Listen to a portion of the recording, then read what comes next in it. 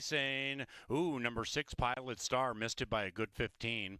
I'd hold all tickets involving the 6 just in case.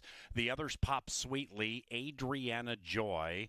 That filly has good early speed, and she corners with the lead. It's about a length and a half, and these maiden claimers are dawdling around that first turn. Adriana Joy, 1.5. Charming Fury lay second. Then it's Give 'em Shade, and Give 'em Shade is about to shade Charming Fury, but now a high-headed and ranked Charming Fury being shown the stick attempts to join Adriana Joy. Then it's Desert Arch, overtaken by Give 'em Shade. After that, it is Danielle's Deal, about 8 lengths from the lead, passing the class-dropping Classic Whiskey, and the one in last is the slow-starting Pilot Star. Now 1 and 4 throw punches, and into the far turn, Adriana Joy secures the inside at even money, and outside of her is Charming Fury at 2.5 to 1, and that duo has put 7 on the rest of the field. Now Give 'em Shade comes popping out of the crowd very nicely. Give 'em Shade 0 for 14, handheld by Kelsey, making a sweet move behind the speed. Then we come back to Danielle's Deal. Classic Whiskey is about 9-10 from the front, and up top Adriana Joy cuts. Outside Charming Fury doesn't have much left. Give 'em Shade made that sweet move off the far turn, but has not continued to pop. Still 4 in arrears. Adriana Joy put a Q around race number 1, and the people's choice, Adriana Joy, provides plenty of joy. 1, 5, and photo for third between Charming Fury and Classic Whiskey.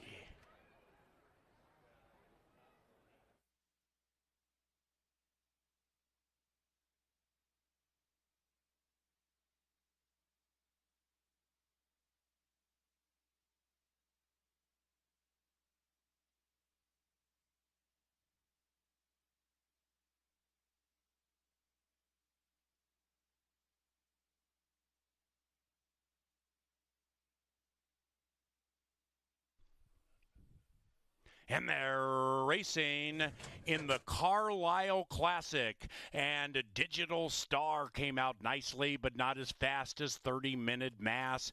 And between runners, Smart Call takes back now as several roll on, including Hard to Park on the class drop. Outside of that is Poverty Flats, and in between runners is Price to Pay. As they sort themselves out, they're only covered by 3.5 lengths, and they head into the far turn, and 30-minute Mass is being shoved on to continue to hold that lead, and Digital Star, the 3-2 favorite, is a looming presence to the outside of 30-minute Mass. Digital Star puts the white blinkers in front. After that, we come back a length and a half to Smart Call, making a smart move. Poverty Flats is wide. Price to Pay is paying the price by being blocked, and Hard to Park is back in last, about 9 lengths behind Digital Star. And Digital Star still can't put away that pesky 30-minute Mass to the inside. Digital Star attempting to slowly edge away.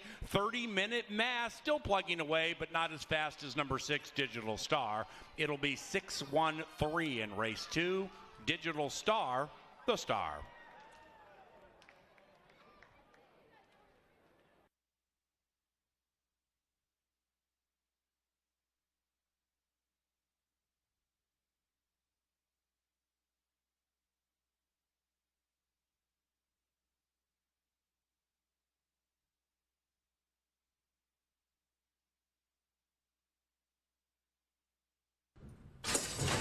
And they're racing. Tight beginning for Dakota Knight. The firster didn't know much about it, dropped back to last. Great speed by Tis So Gone, likewise for Dynamometer. Dynamometer to the inside with Dark Leopard to the outside, and now Angel's Magic revs up nicely to the outside of that trio, and those 4, they go about 5-6 lengths clear from Shack's My Daddy beginning to roll in. Stillwater Brown, 10-12 out of it. Dynamometer takes the lead with a quarter of a mile to go. Then it's Da Ghost, and Dakota Knight just put Da Ghost in last. Dynamometer and Tis So Gone. They have opened 4 on Angel's Magic and are locked in battle as they come charging down the Canterbury Park stretch. Tis So Gone has a slight advantage on Dynamometer and now is slowly edging clear. It is Tis So Gone. Gone.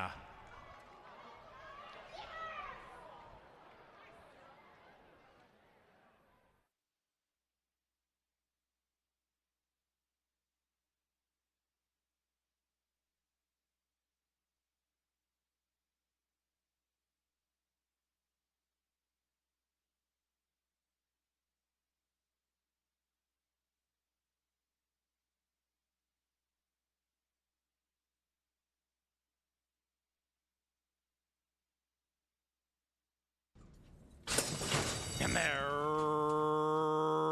racing, and Always Cool came out of the gate smoothly at 8-1, but so did the Irish JP's Pride. That one is 12-1, battling for the lead, and Jersey Loot and Miss Kelsey Haar at 77-1, flashing terrific speed as they go around the corner for the first time. The pace intensifies and heats up in the Dustin Morse dash. It is Jersey Loot at 1,000,000-1, hooking up with Trade Deadline. Behind them is JP's Pride, puffing out the chest in third. 3.5 lengths clear from Always Cool. After that, Big Falcon Rocket, 8 from the Speed and to the inside of Northern Playboy. After that, 1.5 lengths to go for gold. Then it's Overly Lucky, and Minnesotan Where's Jordan is in last, about 13 lengths from the lead. Into the far turn they go, and we still have a breakneck pace battle between Jersey Loot, who's being shoved on now. Trade Deadline takes the lead from that long shot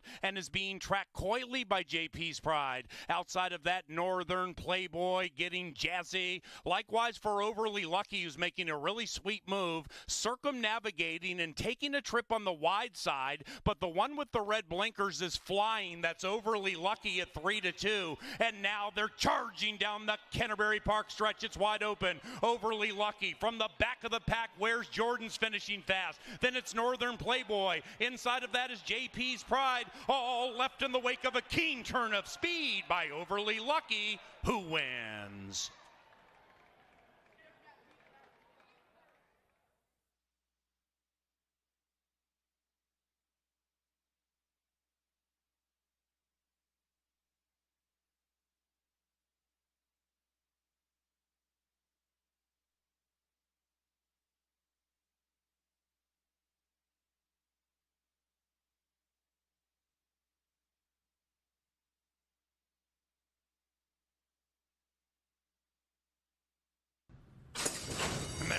Racing, Rasmus came out of the gate like a shot. Rasmus with good early speed. Likewise for Azusa Street, and Henry O'Henry with those blinkers on. Very flashy with that early speed. And Well Pro is revving up to the outside, as is Otsego, that long shot, gamely splitting them. Then it's I'm a Special Star, about 5 lengths from the lead to the inside of Azusa Street, way back to front office. And Oil Colony is last and 12 lengths from the front. They begin to clump up with a 1/4 mile to go. It is Henry O'Henry. Far outside is Rasmus. Between them, Otsego. Behind them, I'm a Special Star, full of run and gets the inside. I'm a Special Star at 3.5-1, in with a shot, but in tightly as Henry O'Henry shifts ground, and up goes Rasmus, and Rasmus kicks clear. Now, here's front office from the back of the pack, surging, but it's going to be too late. It is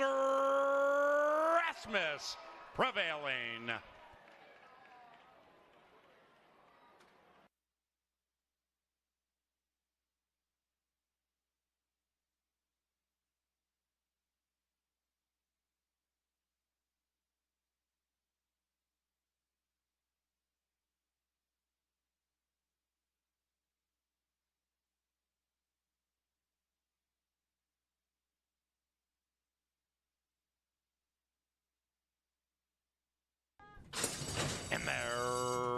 racing. Tough beginning for Icy Will Burn Ya. That one started in last. Arnold's Patsy at 63 to 1 pops beautifully. And Arnold's Patsy is to the outside of Rosy Cheeks. It's Arnold's Patsy cornering coyly and leading it by 2 lengths. After that, Midnight Current, third in the order and about 5 lengths from the lead. The vanguard behind that one is led by Miss Brookside, who now has been overtaken by Hurricane Hunter. Behind them is Imminent Threat. That one is 10 lengths from the lead and now being passed by All Native. 5 behind that to Icy Will Burn Ya, last out of the gate, now second last with a half-mile to go. And Holy Image is in last of a well-strung out field that swings into the far turn, and they're chasing Arnold's Patsy and Hall of Fame rider Dean Butler left with a lonely lead at 83 to 1. It is Arnold's Patsy. Outside of that, Rosy Cheeks beginning to rev up. Likewise for Hurricane Hunter, 3 wide, and now they're all catching the long shot. After that, we have Midnight Current looking for a seam. All Native is very wide, but not as wide as Icy Will Burn Ya, and here they come, charging down the Canterbury Park stretch. All Native is All Heart. Inside, Rosy Cheeks. Then it's Midnight Current, Hurricane Hunter, and behind them is Miss Brookside. Up goes All Native at 3.5 to 1. All Native gets all the money.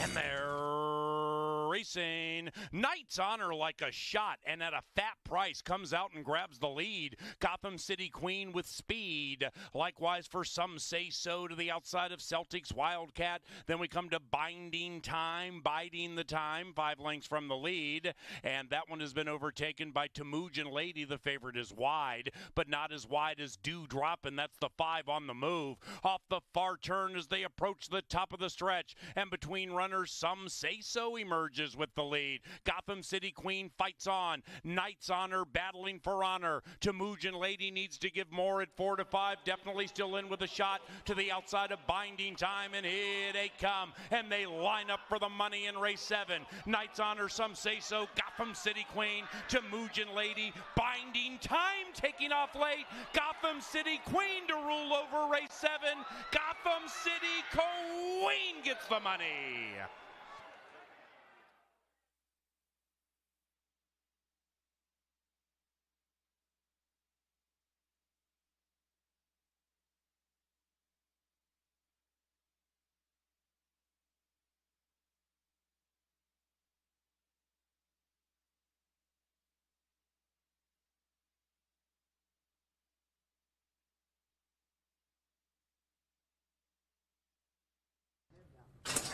And they're racing in the Northlands Juvenile. Chloe's Magic came out nicely, but made a right turn shortly after the start. Inside is Prankster, and between them is West Coast Girl. High little spits firing okay with Chloe's Magic on the outside, and between them is Rate Me a Lady. Pay that 5 at 14 to 1.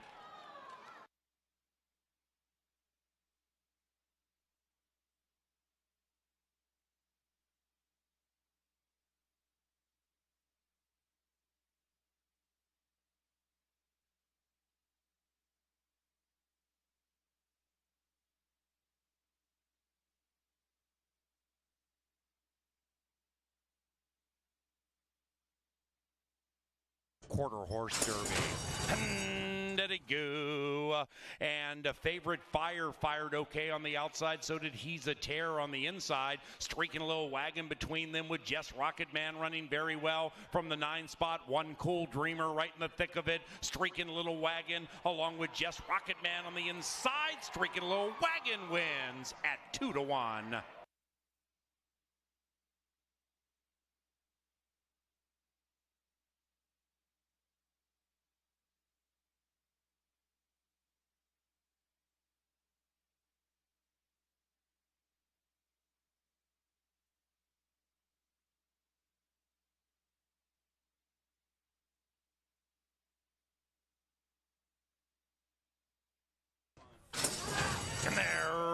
racing. Trace Elegance got jostled around a little bit, but still came out fast. So did Invincible to the inside. And between them is Bring Back My Vodka. After that is He's Resilient. Inside is True. It is Trace Elegance, True, and True is True indeed.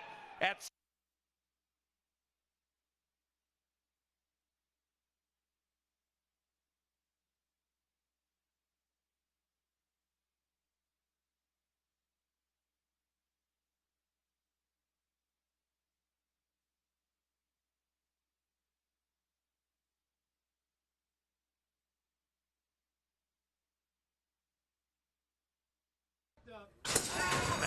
racing, the Redeemer came out like a shot. So did Relentless Dream. Outside of that, Chicago Knights. Relentless Dream firing, and on the far outside, Apolitical Jame chasing but not catching the Redeemer.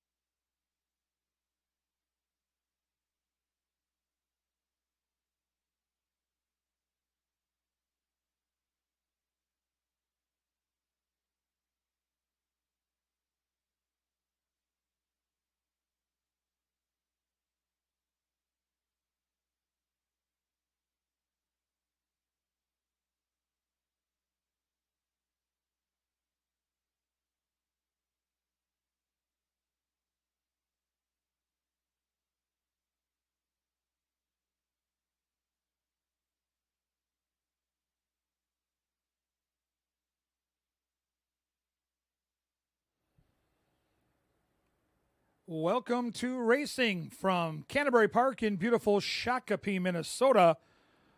10-race program tonight, 8 thoroughbred 2-quarter horses, where the main track is fast, and the turf course is... That's right, turf firm. That's going to be a beautiful night of racing. Let's go to the programs now. Get your pencils handy, and we'll go through the changes on this evening's card. We'll start in race 1, where there is a bevy of activity. Scratch number 1, Love My Boss. Scratch number 2, Tapped to the Max. And scratch number 6, Old Indian Trick. With those scratches in the first race, we're left with 3 of them. No place, no show, no trifecta, and no superfecta.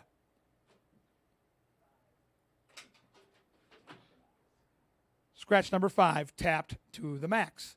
Now, in race number 2, scratch number 3, You Split Tens.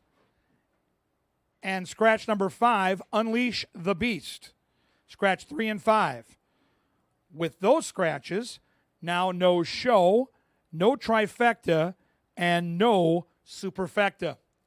Strange way to start, but the card gets real good after those first 2 races with all those changes. No changes now in races 3, 4, and 5. They're all clean. Moving on to race number 6.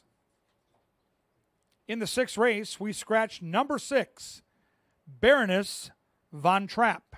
Race 6, scratch the 6. Race 7 and 8 are both clean of changes. 7 and 8, both clean. Moving on to the quarter horses, race 9. The late double features the Qs. In the 9th, scratch number 2, Run Amok. Race 9, scratch 2. Number 3, Trippin' Guns, now ridden by Randy Vega. And number 6, Capo's Girl, now ridden by Nick Goodwin. Goodwin on the 6, Vega on the 3. We scratch the 2, all in the 9th. And moving on to the 10th and final. In the 10th race, 2 is a first-time gelding. 5 is a gelding. Those are the changes. 2, first-time gelding. 5, a gelding. Fast and Firm, Canterbury Park, and here we go.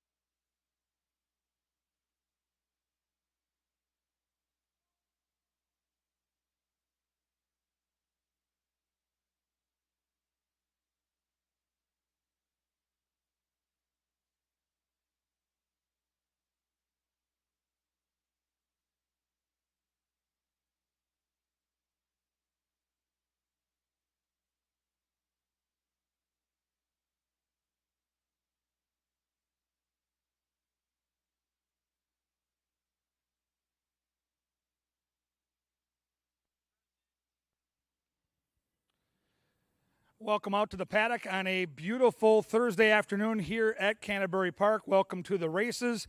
10 of them tonight. We start with a couple small fields, but boy, we build into some terrific betting options. The pick 5 and pick 6 with that 10% takeout have been extraordinary. Some wonderful wagering opportunities. I'm Kevin Gorg filling in for track announcer Paul Allen. Looking forward to the endeavor. Looking forward to seeing some great racing tonight and beyond. Of course, we'll be back this weekend, Sunday, for Pepsi Family Day. We got the Wiener Dogs out here. That should be pretty cool with 10 to 12,000 fans and a great atmosphere for the entire family. But I'm really looking forward to some cool racing next week. Next Wednesday features the Minnesota-made production, 4 Minnesota-bred stakes races with over $300,000 to play for. One of the horses I'm really looking forward to seeing is in the Wally's Choice race. Race number 8, it's this guy.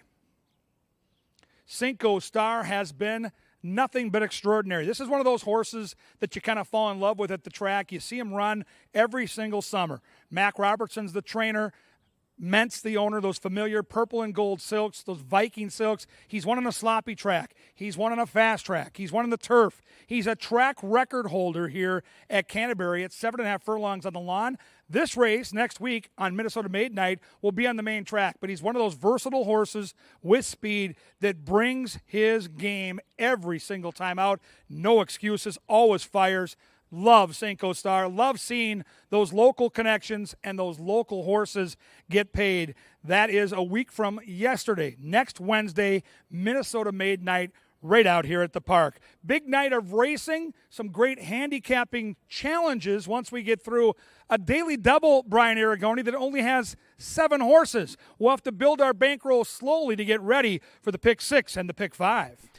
Thank you, Mr. Kevin Gorg, and welcome back to a familiar spot for you down in the paddock and becoming a familiar spot up in the announcer's booth as a plenty capable announcer himself. Could be anywhere around the country, but he lands here announcing for Paul Allen during his absence, and we welcome KG back to an old familiar spot. But I'm up here in the Dark Star press box. Kevin touched on it. First 2 races, a little short on numbers, but we do get better from there on out. And before you shut that DRF program, or maybe you're looking online, I would take a look at that pick 5 and that pick 6 in your DRF, because it's a very nice card. Once we get through these first 2 races with a few scratches, you can't help scratches throughout the day, and sometimes that just happens. But today's card is very competitive, and we've got a little bit of everything. Some turf action, as we are on a firm turf course, and the turf course playing very fair. You can come from off of it, you can go to the lead, you can do whatever you want, and a fast main track as well. We've got a pick 6, pick 5, plenty of pick 4s, and we've even got some Thursday quarter horses here at Canterbury Park. An excellent day of racing coming up. KG's going to be in the booth. I'll be down in the paddock. Miss Angela Herman down in the winner's circle. Let's have some fun.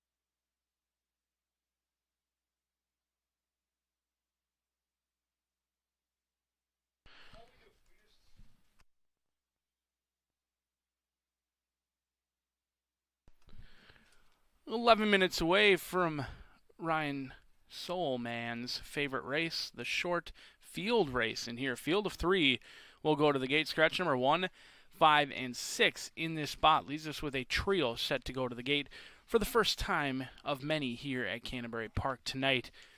JJ's Crown went through the first time, and JJ's Crown gets Luis Fuentes, who's been heating up here at Canterbury Park. Dick Capalucci. I will say the TV department did an awesome thing yesterday on social media. You can find it at Canterbury Park, where they put a GoPro on Luis Fuentes. Not only did they show you the trip, but it was a winning trip at that as well. 3 wide, 1 relatively geared down as well. Awfully cool. You can find that on our social media. But currently on the board, 8-1 in a very small field for JJ's Crown. Dick Capalucci owns and trains. First start off the claim. The 3 is Kierkegaard. This one was a dominant winner last time out. Not sure they faced all that much, but the 4th place runner from that day did come back to win rather easily yesterday for Robertino Diodoro. We'll see if Negron and Matt Williams can make it 2 in a row, but all the money's going on Greater Cairo, the gray, at 1-9 on the board. We'll see if Greater Cairo can get the job done and pay the people, as Kevin Gorg gives you the trio just 10 minutes away.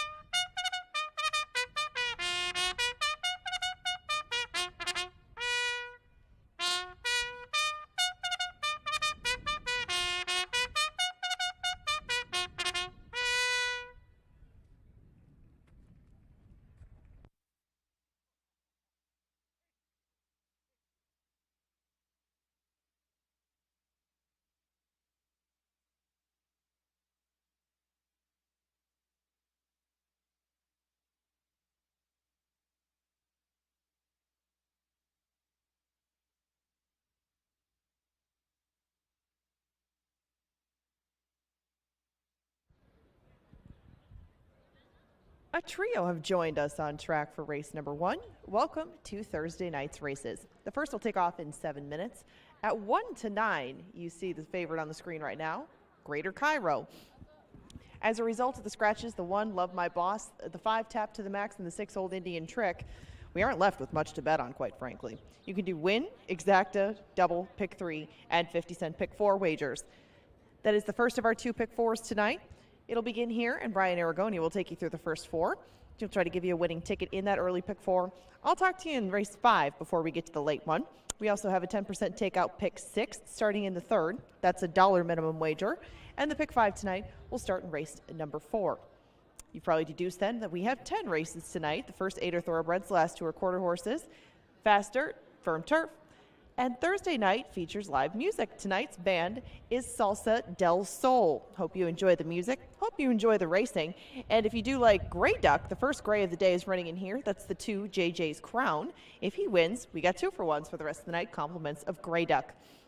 You now have 6 minutes to bet on this first one. Again, not a lot to choose from, but if you're interested in the pick 4, maybe you need a little guidance in the right direction, Brian Aragoni is here to give you that in a couple of minutes. He'll take you through his pick 4 ticket, and then we will kick things off on Thursday night.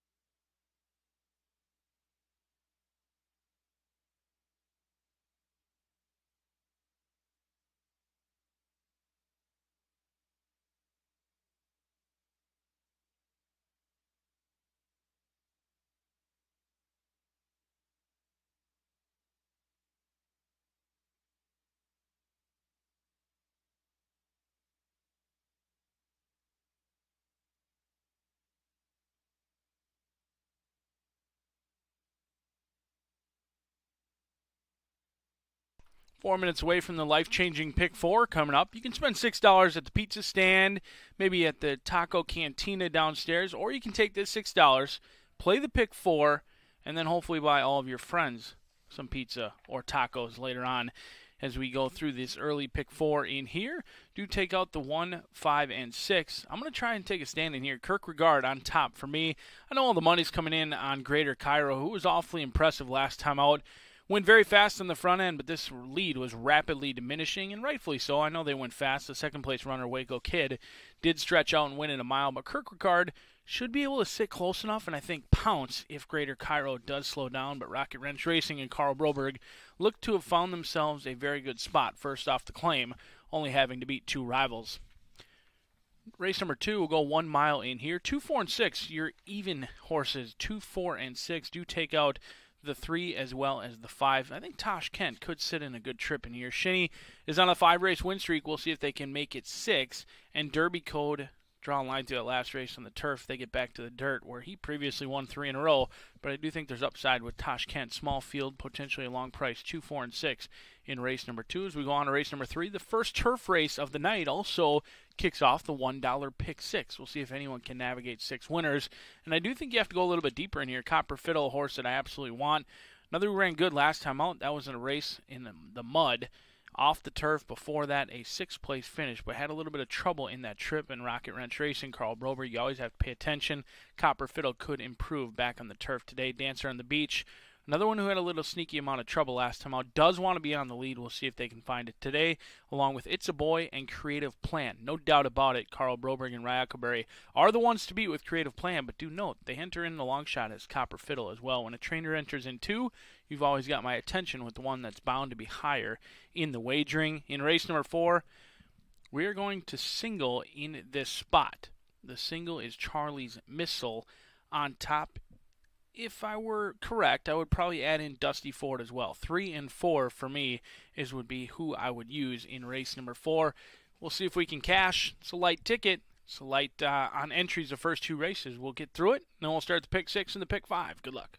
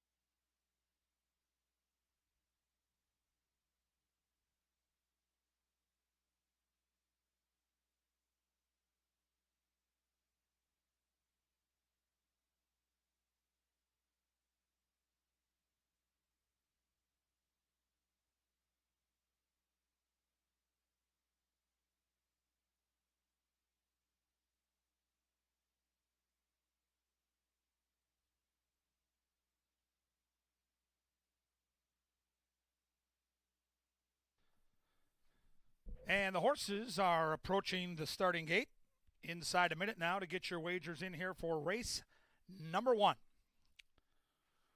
Thank everybody for joining us here tonight, both on track and watching and wagering from around the country. We appreciate you choosing to spend your evening with Canterbury Park. If there's anything we can do to make your experience a better one, hit us up on any of our social media platforms. Also want to thank our sponsors for the 2021 live racing season. They include Apple Autos, Atomic Data, College City Beverage, Continental Diamond, Grey Duck Vodka, Gallagher Benefit Services, iHeartRadio, Jim Beam, Quick Trip, Loeffler, the Minnesota State Lottery, Pepsi, and the Star Tribune. 3-horse field to crank things up. Don't forget the pick 6 starts in race 3, the pick 5 in race 4 with that nation low 10% takeout. Pick 6 and pick 5 have been wildly successful here at Canterbury. Even though the first 2 races are a little skinny, some big fields, some tough handicapping puzzles as the night progresses. So get those tickets ready. As the horses arrive at the starting gate, it'll soon be post time. Get those bets in now.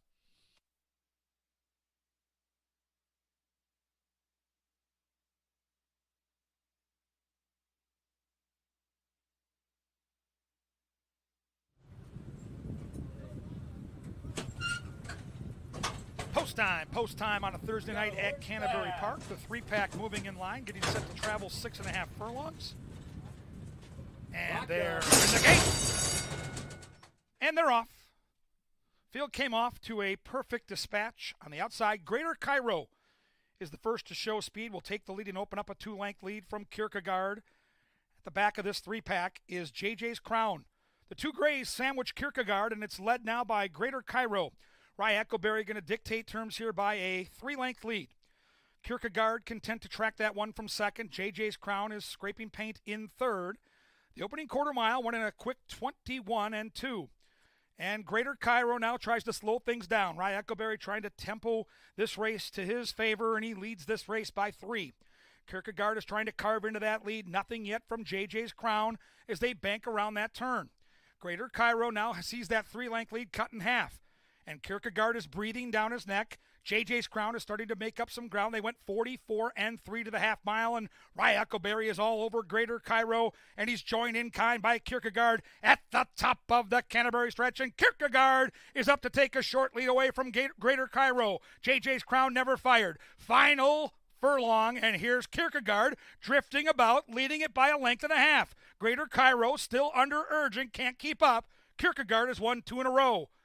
Luis Negron, Kierkegaard in front.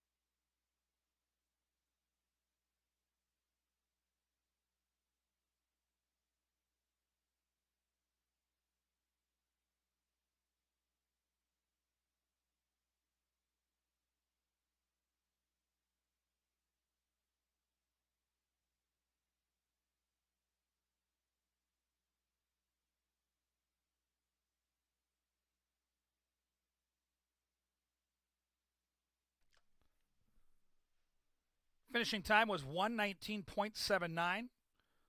Unofficial order of finish up on the board at 3, 4, and 2. Kierkegaard, winner here earlier this month, now starting a win streak.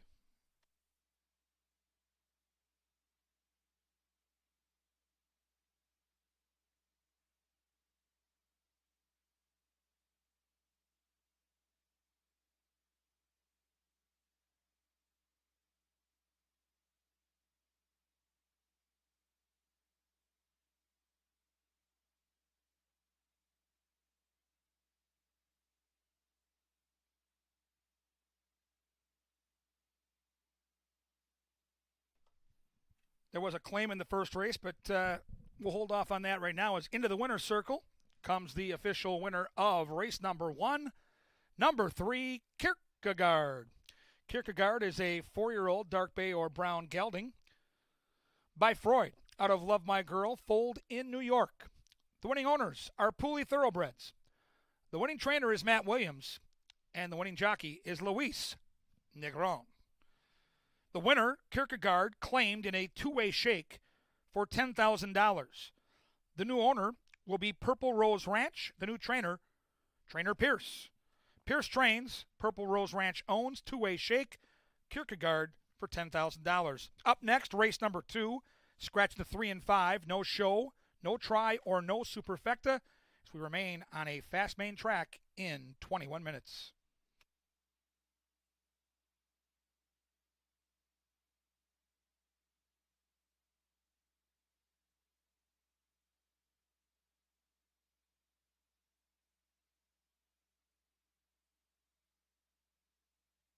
They're in the gate. And they're off.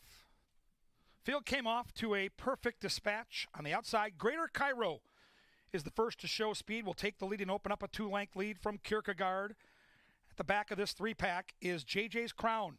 The two grays sandwich Kierkegaard, and it's led now by Greater Cairo. Rye Echoberry going to dictate terms here by a 3-length lead. Kierkegaard content to track that one from second. JJ's Crown is scraping paint in third. The opening quarter mile went in a quick 21 and 2.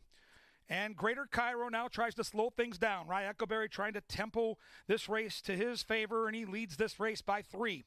Kierkegaard is trying to carve into that lead. Nothing yet from JJ's Crown as they bank around that turn. Greater Cairo now sees that 3-length lead cut in half.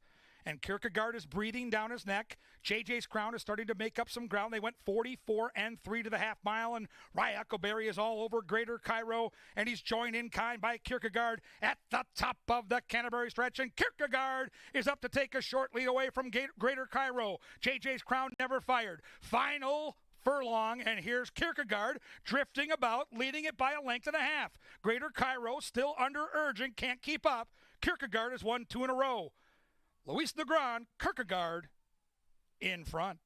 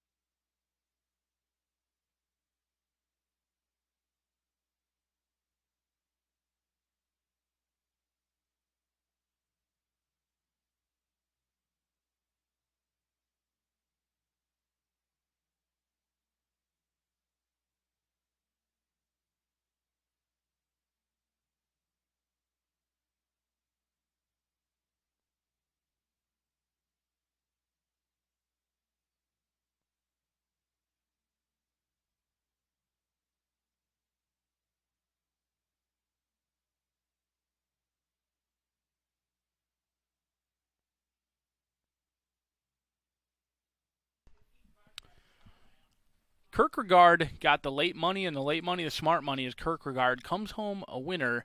2 in a row now for Kierkegaard. We'll go out for race number 2 in here. Don't forget those rolling daily doubles and pick threes do begin in this spot. Take out number 3 and 5.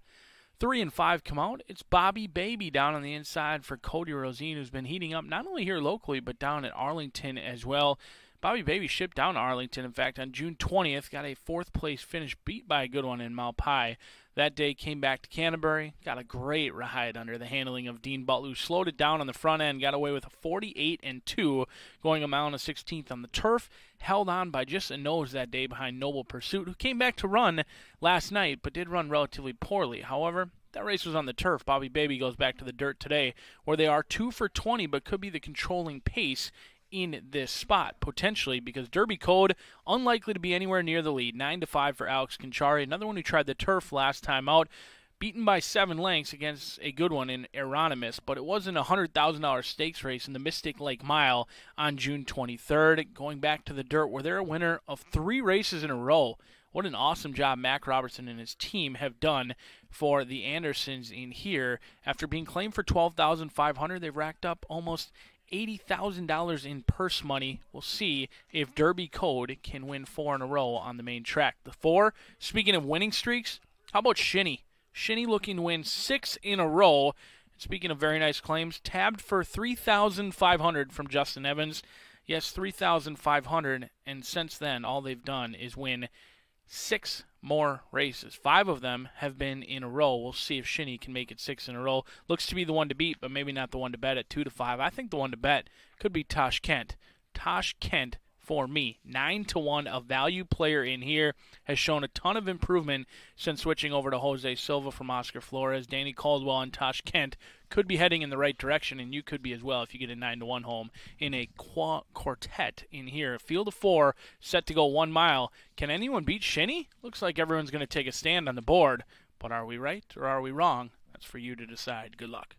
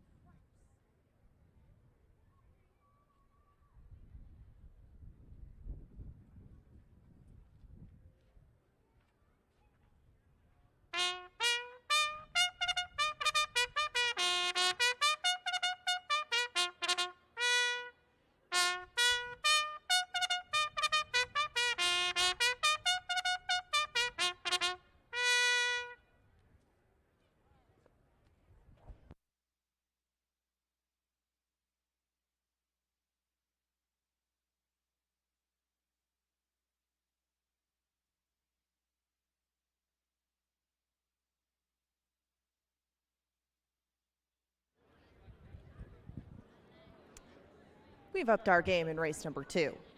We offer 4 this time in the second race with 7 minutes to post. Scratch the 3, use split 10s, and the 5, unleash the beast. So, betting options open up a tad. Win place exacted doubles and pick threes this time. This is an optional claimer, starter allowance going a mile. And again, we have the 4 of them that are now on track with a 3-5 favorite in Shinny, looking to extend his winning streak to about 300. The second race is sponsored by Atomic Data, and we'll also take a look at the Atomic Data leaderboard in just a moment.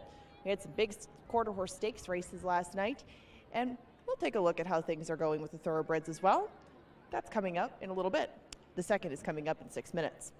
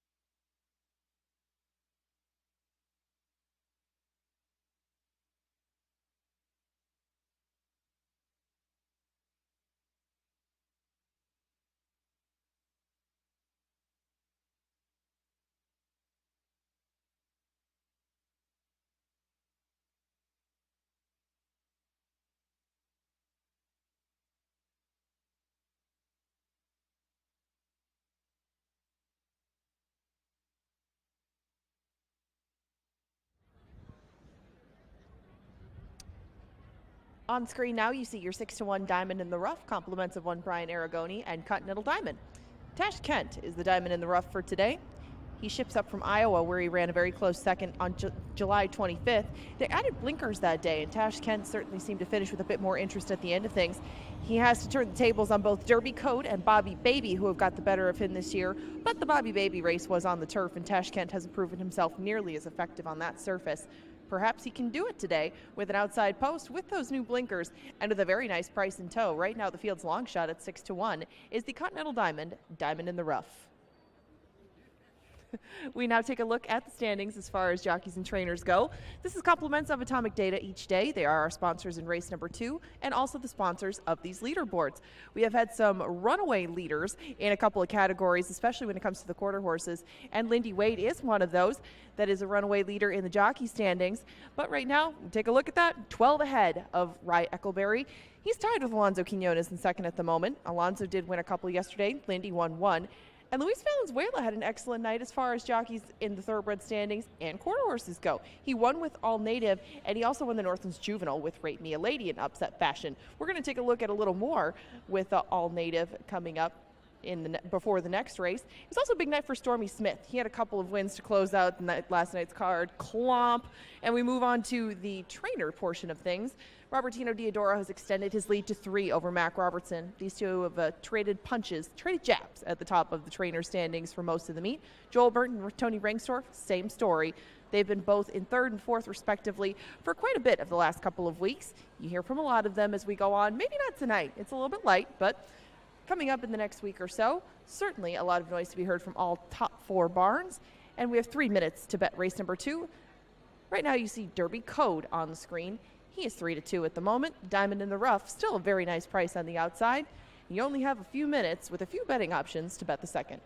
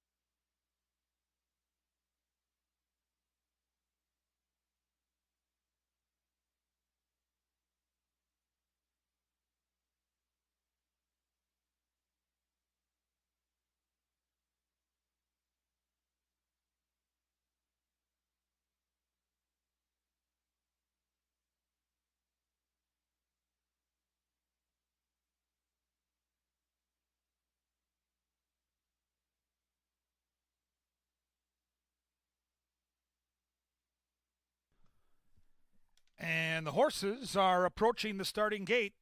1 minute.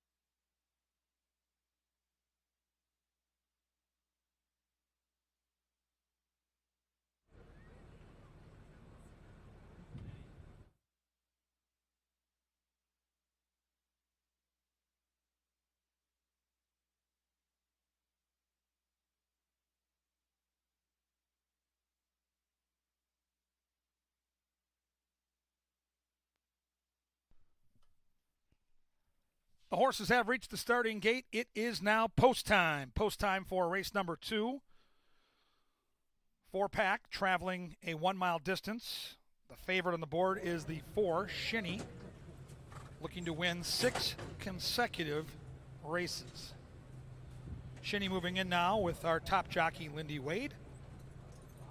Tashkent, with the jockey looking to sweep the early double, will be the last in line. There in the gate.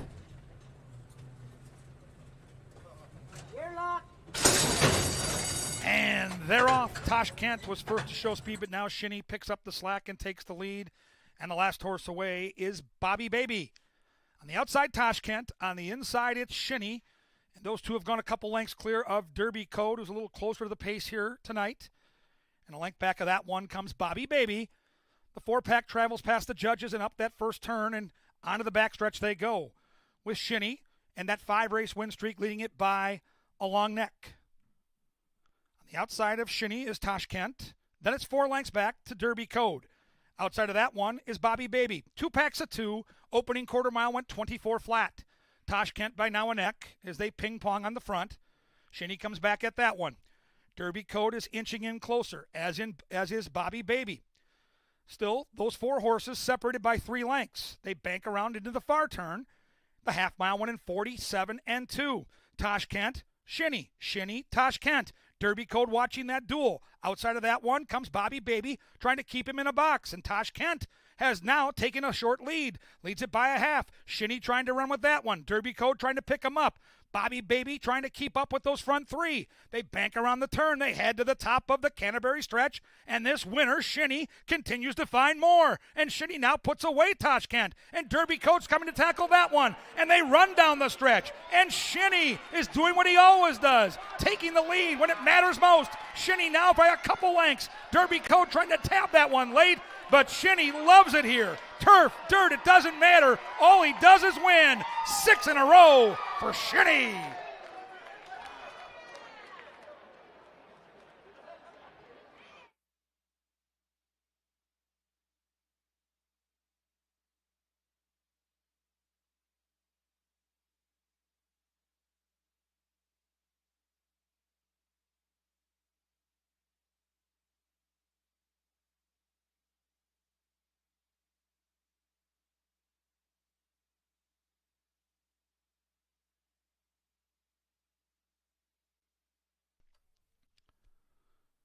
Finishing time 137.70. Unofficially 4-2-6-1. Shinny having a masterful summer here in Shakopee. Overall, 6 consecutive wins. 5 of those here at Canterbury. 2 on the turf and now 3 on the Canterbury main track.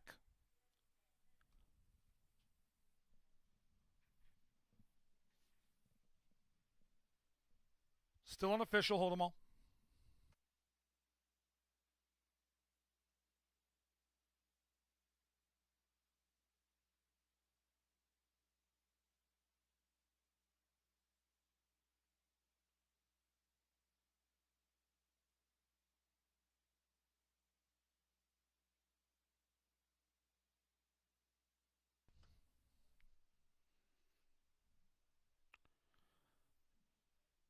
favorites duel. Shinny gets the best of it.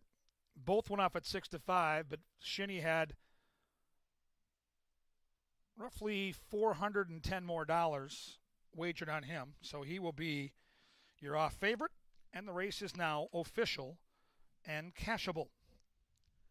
$440 for that win ticket on Shinny. Up next, we'll have that pick 6 with the 10% takeout here at Canterbury. In race 3, we're going to be on a firm turf course. No scratches or jockey changes in the third, which starts the pick 6, and race 4, of course, starts the pick 5. Two great wagering opportunities on deck. After a skinny daily double here to start the day, as we celebrate another win for Shinny. Getting set to move into the Mystic Lake Winners Enclosure comes this 4-year-old bay gelding named Shinny by Square Eddie out of Cryptic, foaled in California. The owners of Shinny are Rosette Racing, LLC. The winning trainer is Robertino Diodoro. And the winning jockey is our top pilot here at Canterbury, Lindy Wade. Congratulations to the connections of Shinny. Race 3, firm turf, pick 6 time at the gate in 21 minutes.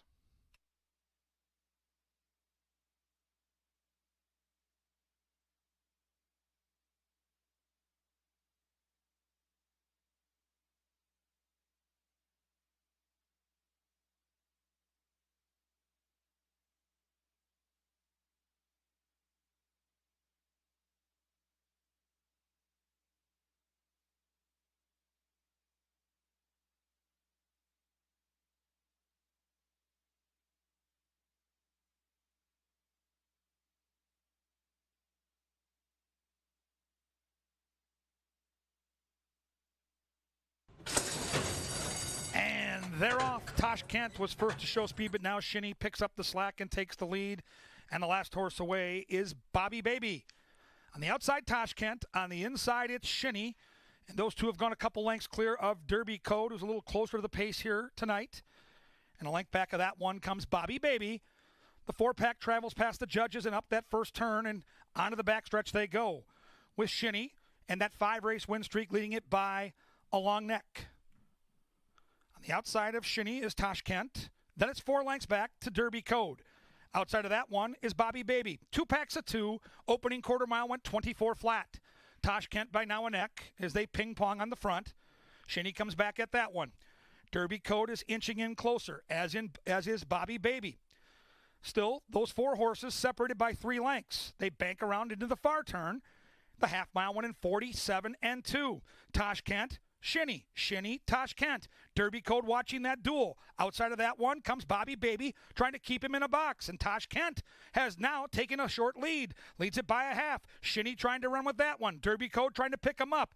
Bobby Baby trying to keep up with those front 3. They bank around the turn. They head to the top of the Canterbury stretch. And this winner, Shinny, continues to find more. And Shinny now puts away Tosh Kent. And Derby Code's coming to tackle that one. And they run down the stretch. And Shinny is doing what he always does. Taking the lead when it matters most. Shinny now by a couple lengths. Derby Code trying to tap that one late, but Shinny loves it here. Turf, dirt, it doesn't matter. All he does is win. 6 in a row for Shinny.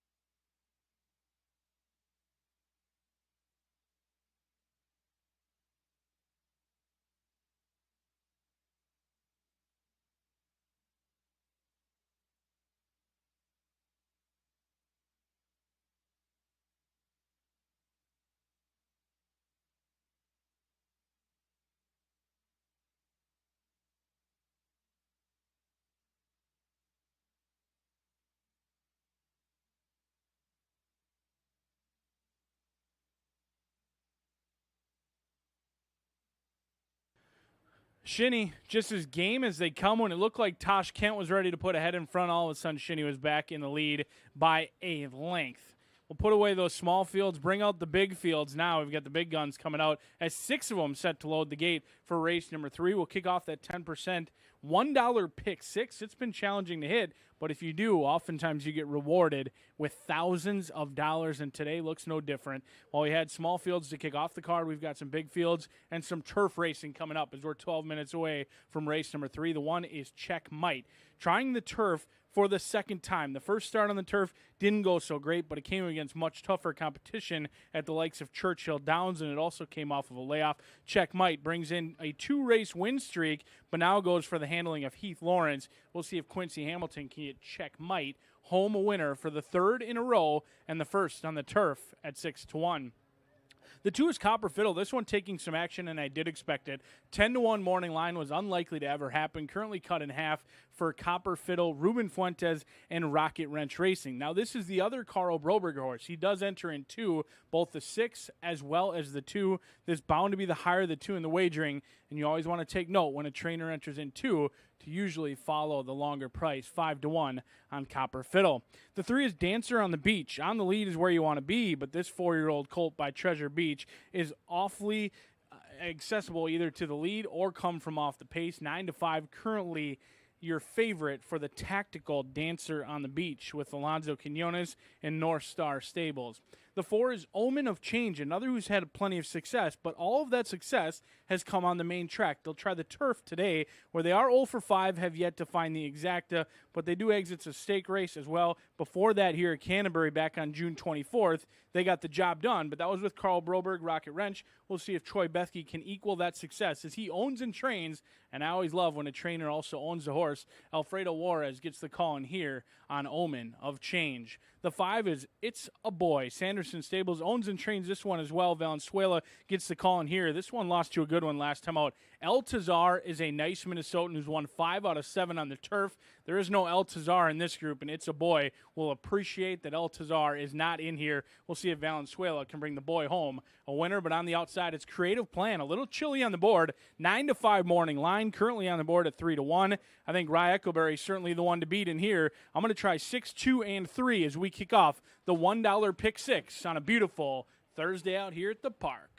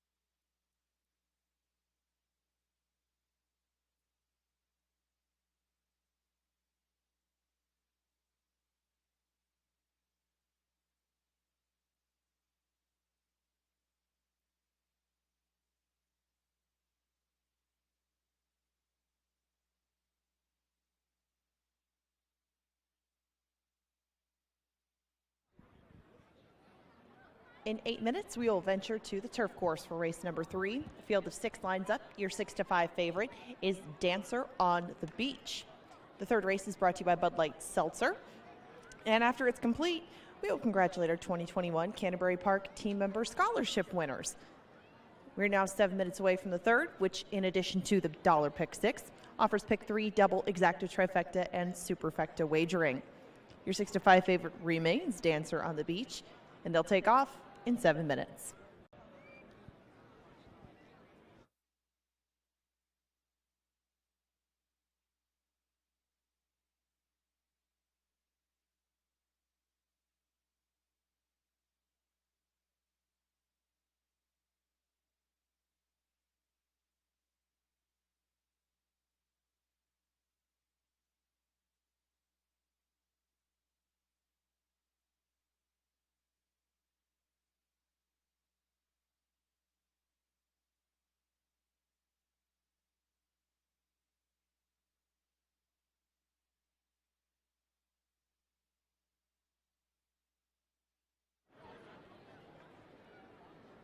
If you'll tune into TV monitors or the big screen out here, we have a visual treat coming up from the man who's brought you all the intro videos for about the past decade here, Ryan Soule.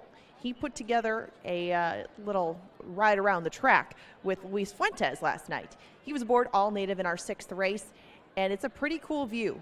If you've never been on the back of a horse, and not many of us have, you'll want to take a look and see what it looked like last night.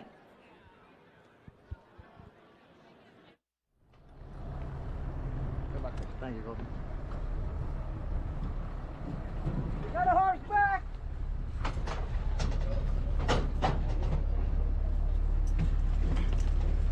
You're up! And they're racing. Tough beginning for Icy Will Burn Ya. That one started in last. Arnold's Patsy at 63-1 pops beautifully. And Arnold's Patsy is to the outside of Rosy Cheeks. It's Arnold's Patsy cornering coyly and leading it by 2 lengths. After that, Midnight Current, third in the order and about 5 lengths from the lead. The vanguard behind that one is led by Miss Brookside, who now has been overtaken by Hurricane Hunter. Behind them is Imminent Threat. That one is 10 lengths from the lead and now being passed by All Native. 5 behind that to Icy Will Burn Ya, last out of the gate, now second last with a half mile to go. And Holy Image is in last of a well-strung out field that swings into the far turn, and they're chasing Arnold's Patsy and Hall of Fame rider Dean Butler, left with a lonely lead at 83-1. It is Arnold's Patsy. Outside of that, Rosy Cheeks beginning to rev up. Likewise for Hurricane Hunter, 3 wide, and now they're all catching the long shot. After that, we have Midnight Current looking for a seam. All Native is very wide, but not as wide as Icy Will Burn Ya, and here they come, charging down the Canterbury Park stretch. All Native is all heart. Inside Rosy Cheeks, then it's Midnight Current, Hurricane Hunter, and behind them is Miss Brookside. Up goes All Native at 3.5 to 1. All Native gets all the money. Say hi to the camera.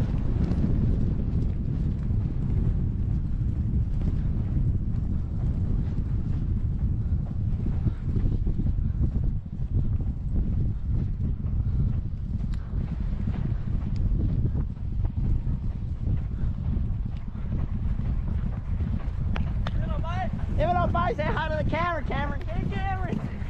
What be chill? We done all. See you. It is All Native and Luis Fuentes. The winning owner is Bonnie Kane, and the winning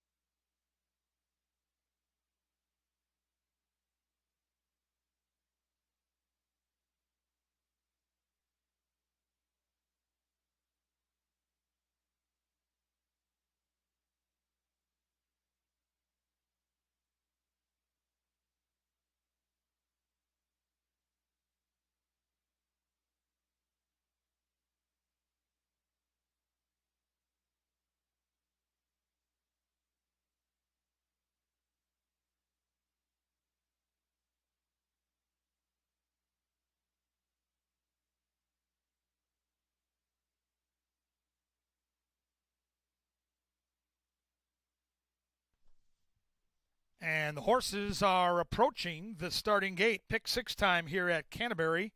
Get those bets in now. Stand by after the third race for a special presentation inside the winner's circle as we give out our 2021 Canterbury Park team member scholarships.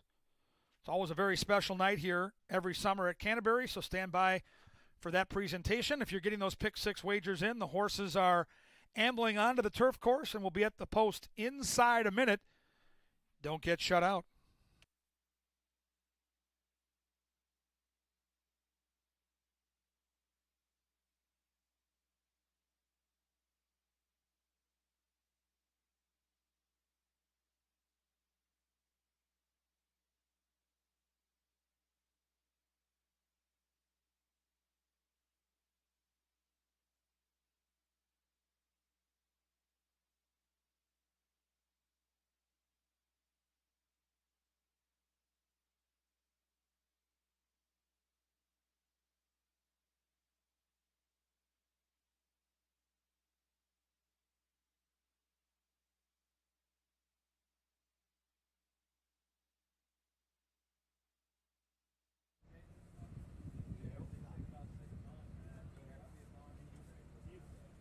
And the horses have reached the starting gate.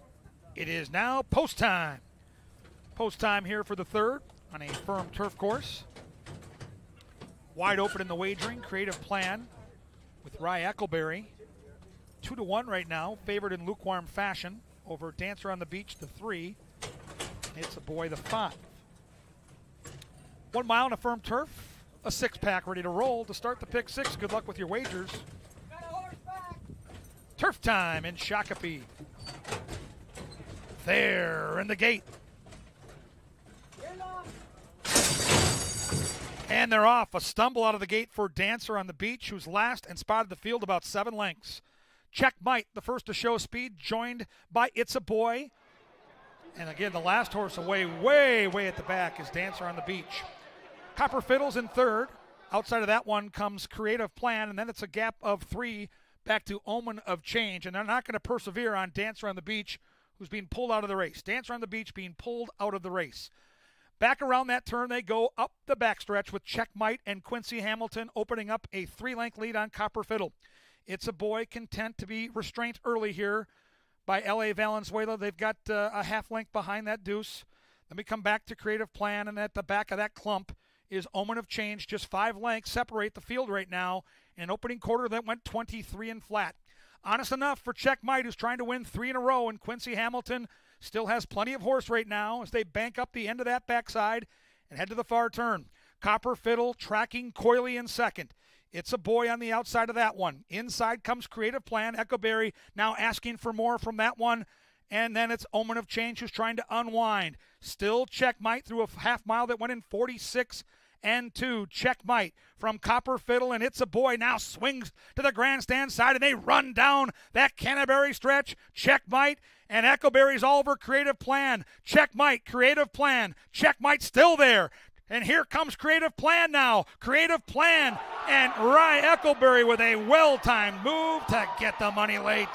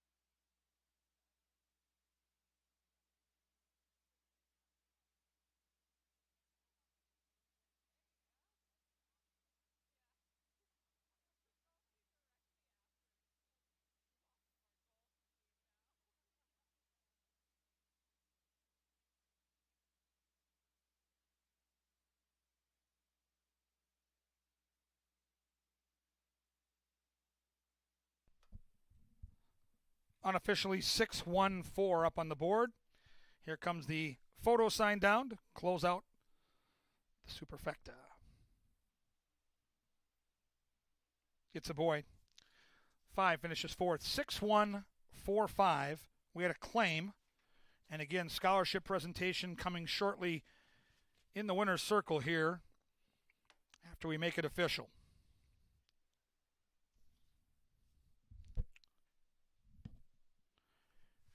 Creative Plan comes back in 1 week after winning last Thursday night.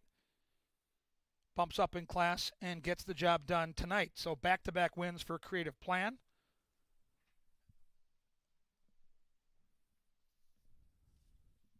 As I mentioned, there's a $10,000 claim, no shake in this race. And the winner, Creative Plan, was the horse that was claimed. The new owners will be Larry Walter and Wade Rarick. The new trainer will be Wade Rarick. $10,000 claim, no shake on the winner of the third race, number 6, Creative Plan.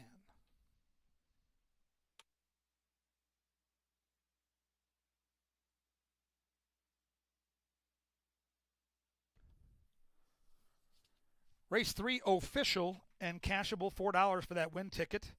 Trifecta paid $58.30. 10-cent super paid $51.45. The $1 double, 4 and 6 paid $7.30. Up next, we're going to go back to a fast main track for race number 4 and the start of the 10% takeout pick 5. There'll be no scratches or jockey changes in that fourth race as we crank up the pick 5. After watching Creative Plan open up the pick 6 as the people's choice and win.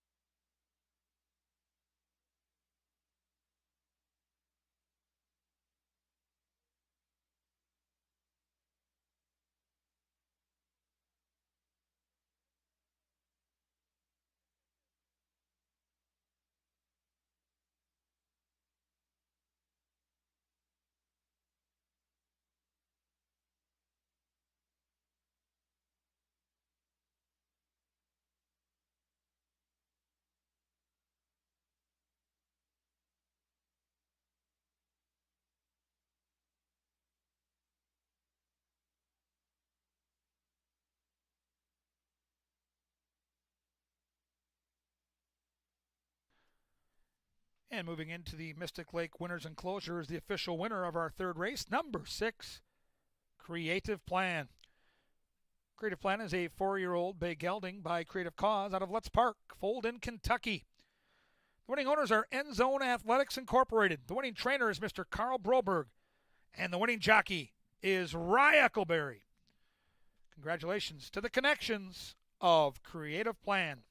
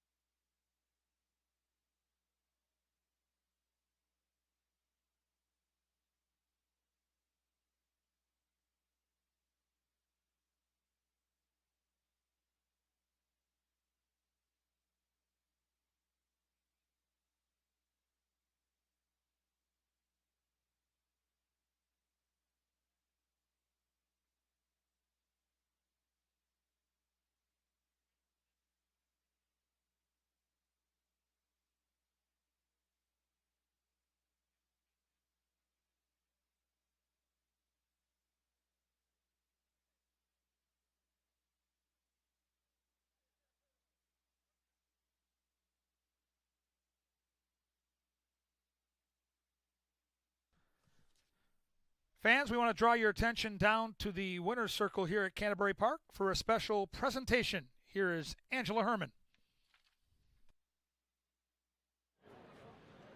This was the 2021 Canterbury Park Team Member Scholarship Classic, and we proudly present a total of $6,000 in scholarships to 6 very deserving Canterbury Park team members. The scholarship program recognizes outstanding achievements, community service, and contributions to Canterbury Park, as well as academic excellence. Please join us in congratulating Nelly Guerra Rivera of Gift Services, Izzy Reichert of Guest Services, Brady Samus of Building Services, Dylan Lipgard of Marketing, Megan Borman of Marketing,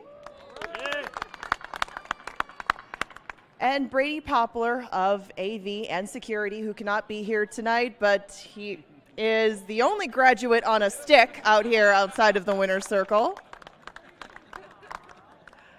And we give a very special thank you to our scholarship sponsors, the Sampson Family Foundation, Mr. Dale and Betty Shenian, and Canterbury Park. They're the future of the country, everybody, and they're some of our best employees. Give them a big round of applause. Mary, I think, has it. Okay, so Sean, you got what you needed here? Yeah.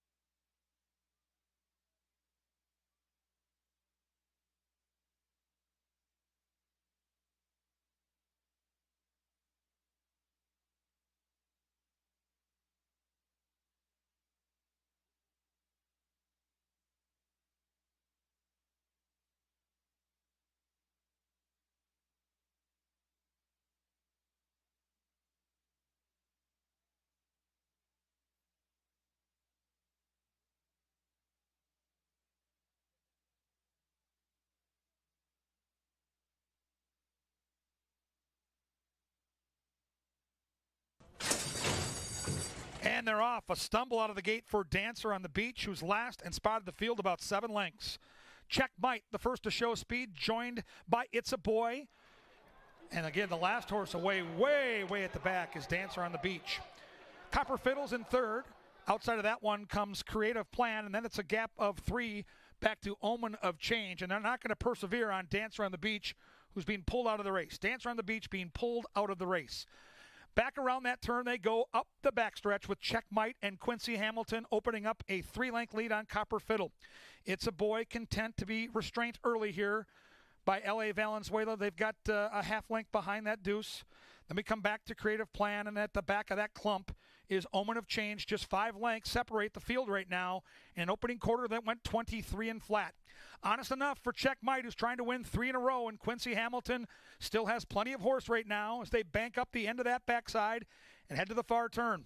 Copper Fiddle tracking coyly in second. It's a Boy on the outside of that one. Inside comes Creative Plan. Echoberry now asking for more from that one. And then it's Omen of Change who's trying to unwind. Still Checkmate through a half mile that went in 46 and 2. Checkmate from Copper Fiddle, and It's a Boy now swings to the grandstand side, and they run down that Canterbury stretch. Checkmate and Echoberry's all over Creative Plan. Checkmate, Creative Plan. Checkmate still there. And here comes Creative Plan now. Creative Plan and Rye Echoberry with a well-timed move to get the money late.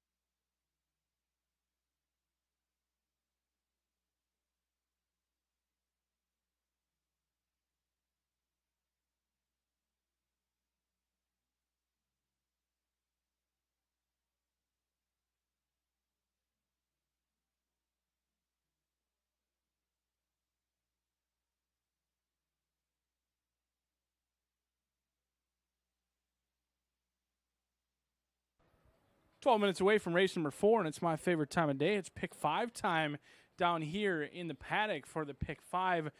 On your screen now, it's the good-looking Lil Holy Oak for Crystal Conn and Greg Weir sends this one out. They also own it with the Holy Hill Farm and a homebred in here. A 5-year-old mare. Took a while to get to the track, but today is the second time. Debuted July 29th down at Arlington Park against some very tough customers. Only beaten by 4 lengths that day, but they did finish 6th out of 8th. We'll see if the 5-year-old mare can get the job done in here at 6-1.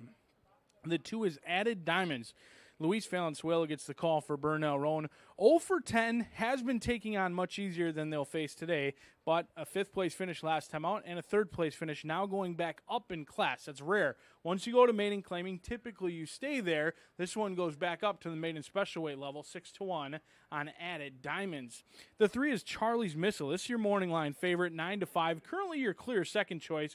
Luis Fuentes gets the call in here for Charlie's Missile. This one has showed speed each and every time, but hasn't shown that ability to dig down real deep and finish. The best finish was last time out. However, it was on the turf course, so go back to the dirt today where Charlie's Missile's best finish is a 3rd place one. We'll see what they have to do. They did show the ability to come from off the pace last time out on the turf. Potentially more tactical today for Charlie's Missile, but I'm going to try the good-looking Dusty Ford. The word was out early on with Dusty Ford back on July 18th. This one opened up down here in the paddock as a heavy favorite, but then drifted up closer to 8-1. Looked like a good thing, and then all of a sudden the turn hit, and Dusty Ford didn't know much about taking a left-hand turn. That turn came, Dusty Ford just kept driving straight down that dusty old road. We'll see if the Ford can handle a left-hand turn today and handle the dirt. If not, we may be looking for a Chevy, and that Chevy may be coming with Birdie Be Gone at 4-1 for Quincy Hamilton, a first-time starter in here. A half to Clickbait. That beautiful coat looks very similar to the half sibling in Clickbait. We'll see if Birdie Be Gone can make her sister awfully proud in here for Lothenbach Stables. I know they would love it if they have anything near the talent of Clickbait with Birdie Be Gone. And on the outside, it's Holy Soul. Miguel Aroro gets the call in here as Greg Weir. He's got the inside and the outside, the 1 and the 6, and the field's long shots. But I'm going to try Dusty Ford to come home squeaky clean in the winner's circles. We're 10 minutes away from race number 4, and it's pick 5 time. We'll go over it next.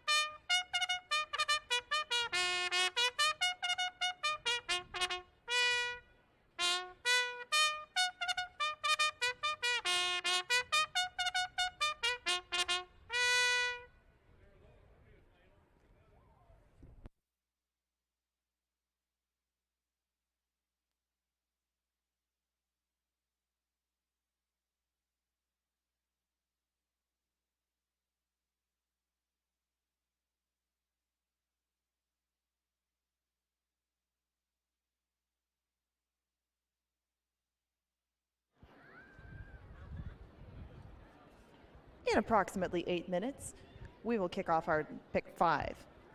That's 10% takeout pick 5, and it starts with Minnesota bred maidens. These girls go 6 furlongs. If you don't want to bet the pick 5, that's okay. You can bet pick 3s, doubles, exactas, tries, and superfectas, but that 10% takeout pick 5 is certainly your best bet. It's one of the best in the country. Your even money favorite is Dusty Ford at the moment for race number 4, which is sponsored by Jim Beam. They'll take off for this one in 7 minutes, but in just a couple minutes after we conclude the post parade, Brian Aragoni is going to see if he can get you a winner in the pick 5. It's always an interesting sequence. We'll get his thoughts on the whole thing in just a couple of minutes. They'll take off for this one in 7.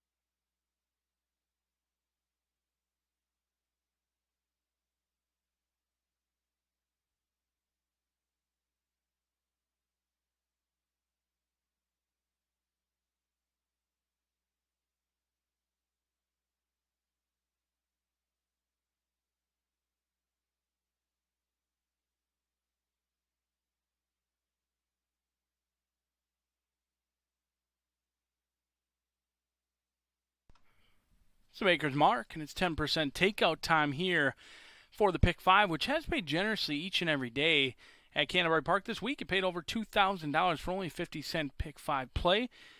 We'll see if we can't connect the dots in here. We're going to try the good-looking Dusty Ford off that 2-1 morning line, currently on the board at even money. They did show speed on the turf. Didn't know much about turns. We'll see if Alex Kinchari can correct that by pulling on the left rein. But do note, Quincy Hamilton hops off Dusty Ford to ride Birdie Be Gone, who look good in the winner's circle. We'll see if Birdie Be Gone can run as good as the breeding suggests. A $45,000 purchase back at the Minnesota sale, but didn't get an opportunity to run as a 2-year-old, so they'll make the debut. 3 has been working consistently in the mornings. The Minnesotan started the career training at Churchill, comes into Minnesota. Make what you want of that, but 4-5 on Dusty Ford and 7-2 on Birdie Be Gone. Those will be the 2 we use. Taking a stand against Charlie's Missile, 7-2, ice cold off that 9-5 morning line. The 5, in race number 5, we're going to single Ships Creek, a disastrous trip. Now, it looks like an even running third place finish, but completely walked out of the gate and finished very well. I thought this horse was a playback all day, every day. We've got a 4-year-old filly trained by a Hall of Fame trainer in David Van Winkle and Chad Lindsay. There is value in Ships Creek. Many people are going to be looking, though, for Come On, Sweet Pea, and rightfully so. That horse was game last time out, barely losing to Sarah Ginelli. Second start off the layoff. There's a lot to like in the 6, but I'm going to try Ships Creek with a value player in there and not likely to be favored for the single. Race number 6, the best betting race of the day, and it's not even close. 7.5 furlongs. Everyone can win tip to tail, 1 through 8. They all have an opportunity to win. We're going to try and catch a price in here. 1, 2, 3, 7, and 8. 5 out of the 8 going to be on the tickets. Lady Hideaway brings in a 2-race win streak. Grand Prize could be overlooked in this spot. Do note, I'm sending the warning signals out. Grand Prize 8-1, a value player. And First Mate, back class galore with First Mate, who did have a troubled trip back on June 30th. Then you can draw a line through that race in the mud. First Mate wants nothing to do with being a muddy sailor. Wants to be a clean one on the turf. 1, 2, 3, 7, and 8. Race number 7, 3, 5, and 6. Hold the Spice. Another who exits a disastrous trip. That horse unlikely to be any highlight reels for last time out. Empire Racing Stables could not be pleased with the trip that they got last time, as they were much the best. We'll see if they can make things right today with Hold the Spice. But the 5 and 6 certainly deserve a look. Tri-Spot, horse I had on top last time at 53-1. We didn't get the money. We had to settle for second behind Go for Gold. And I'm a Harley, too. Ran too good to lose, but did lose to a horse who hadn't won in 3 years. So make note of that. 3, 5, and 6. And race number 8 will go 1 mile. A challenging race. We'll see if Jerry's Pride and Joy can bounce back. That's a horse you know he doesn't like the mud. Last time out, went off at 6-5. Didn't like the mud. Beaten by 36 lengths. All of his career victories have come on a fast main track. Troy Bethke should be happy that the rain is held off. 1, 3, 4, and 5. We could get a hot pace up front. Minnesota Lucky has been beating easier foes than this, but has been in rock-solid form for Peter Madsen. But now he gets challenged with Gotcha Horse Stables approved. Could we see a duel up front? 1, 3, 4, and 5. It's a $60 play. We're 2 minutes away from pick 5 time.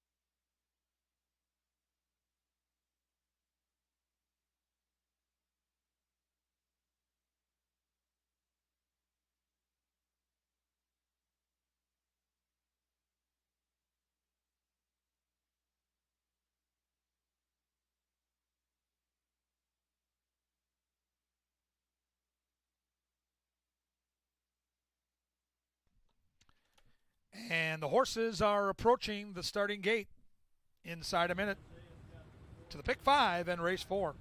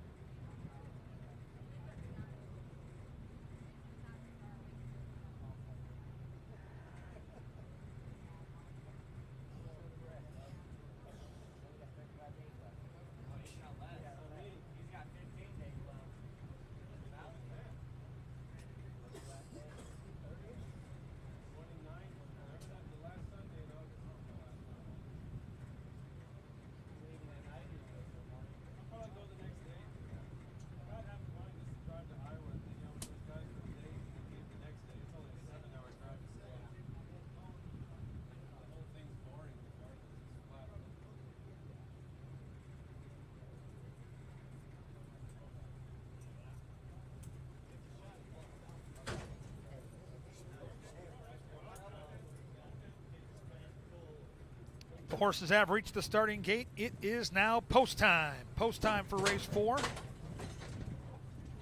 Post time for the pick 5. Good luck with those wagers as they move in line. Maidens here. Fillies and mares traveling 6 furlongs.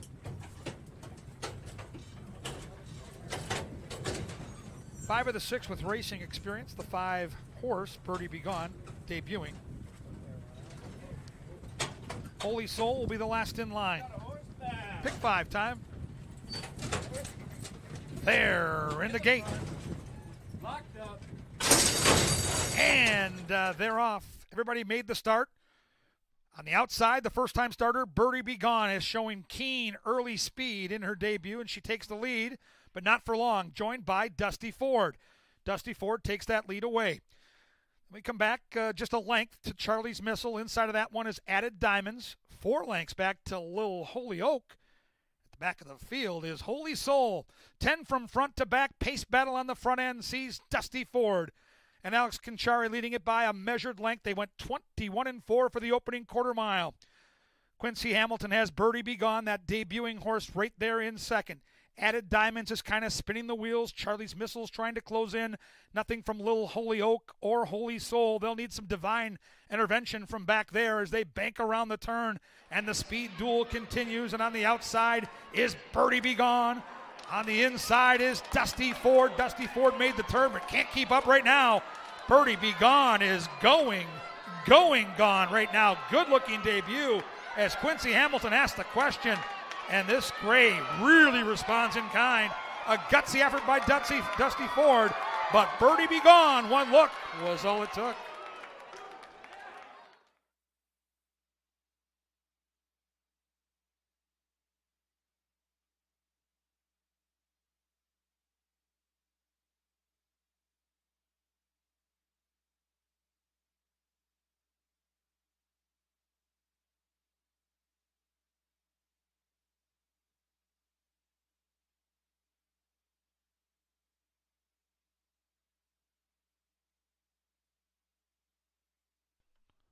$112.76. 5426 is the unofficial order of finish. Hold those tickets.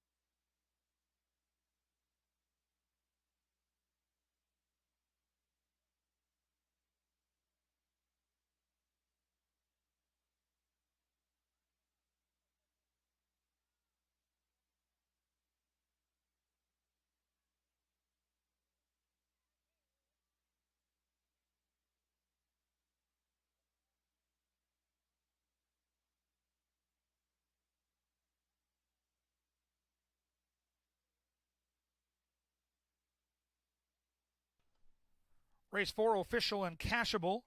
$6 for that win ticket on Birdie Be Gone. 10-cent super paid $42.82. The $1 double, $7.20. That pick 3, $15.50. The pick 4, $29.70. This exacta paid $10. Into the Mystic Lake Winners Enclosure in start number 1 is the winner here of the 4th race, number 5, Birdie Be Gone. Birdie Be Gone is a good-looking gray or roan filly. She's 3 years old by Wilburn out of Blue Jean Song, foaled right here in Minnesota. The winning owner is Lothenbach Stables Incorporated. The winning trainer is Mr. Joel Burnt. And the winning jockey, the Locks of Quincy Hamilton. Congratulations to the connections of Birdie Be Gone. Up next, race 5, fast main track. No scratches or jockey changes at the gate in 22 minutes.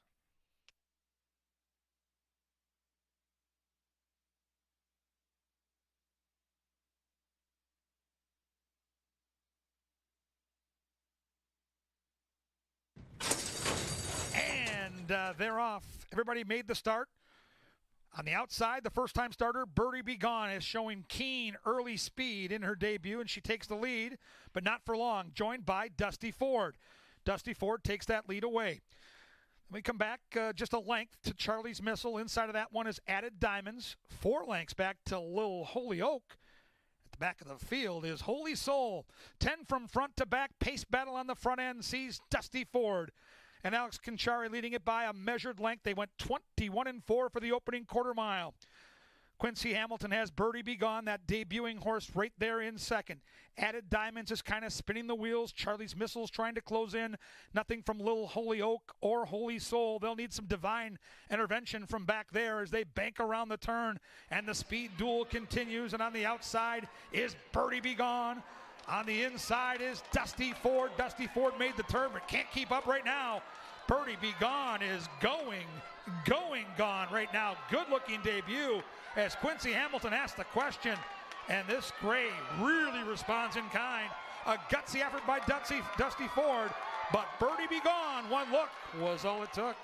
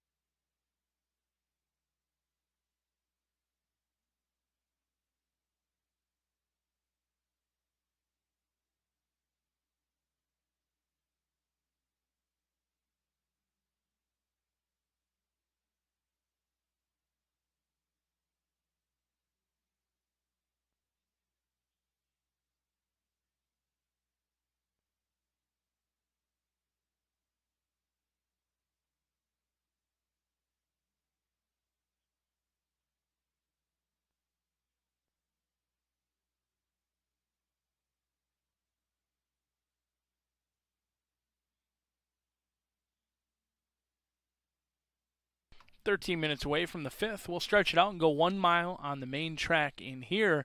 We do have a heavily bet favorite, Come On Sweet Pea, but a reasonable price on Gemstone Gal. Luis Fuentes gets the call in here. This one tried the turf just 3 races back, and I know they won't be going back to the turf anytime soon. After that, a 5th place finish the last 2 times. Gemstone Gal has been kind of hoisting the white flag early and often. We'll see if this one gets class relief after today, but certainly on the board and in with a chance at 9-1 for Gemstone Gal off of back-to-back 5th place finishes. The 2 is Include an Attitude for Mary Moberg. This is a Nevada Litfin trainee. Alfredo Juarez gets the call.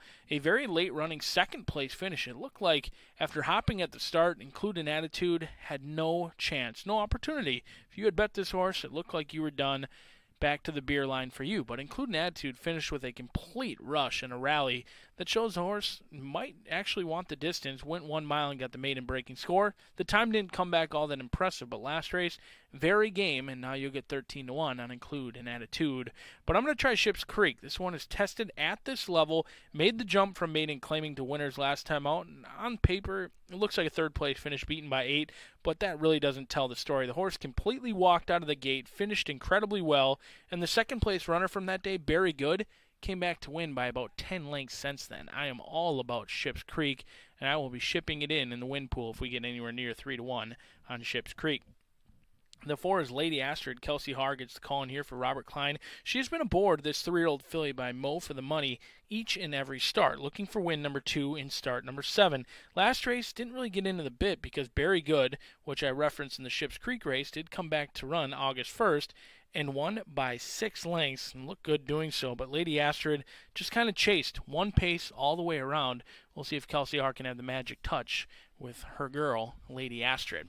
The 5 is Raggedy Doll Peach. Quincy Hamilton and Larry Sterling as Larry Sterling Jr. takes over for James DeVito. This one ships in from Arlington Park, has been facing better down at Arlington Park for the Illinois bred, but now the 4-year-old filly takes on open company in here and tries the dirt, where they were victorious one time, but it came against easier competition at Hawthorne 6-1 because a lot of the money's come in on Come On Sweet Pea and Why Not for Sweet LLP. The homebred for the Urbans in here, the 5-year-old mare by Keela, is consistent as they come, and certainly they deserve to win that photo last time out. They went off at 6-1 and only lost by a neck. They had a troubled trip, were awfully wide. 2nd start off the layoff. There is no doubt Come On Sweet Pea is the one to bet, or the one to beat, but is it the one to bet? As number 7, Time on the Tavern, gets Jose Vega and Nathan Russell, both of them looking for their first victories here at Canterbury Park this year, 15-1, a value player, but I'm all about Ships Creek, as we're 10 minutes away from race number 5. The beautiful, the lovely, the talented Miss Angela Herman gives you her pick 4 next.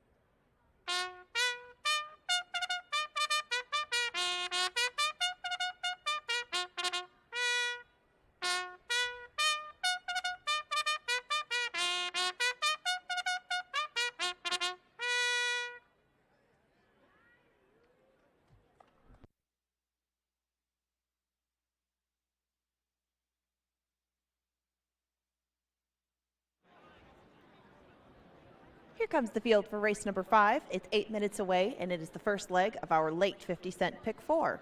Your 6-5 favorite is Come On Sweet Pea in race number 5, which is sponsored by Pepsi.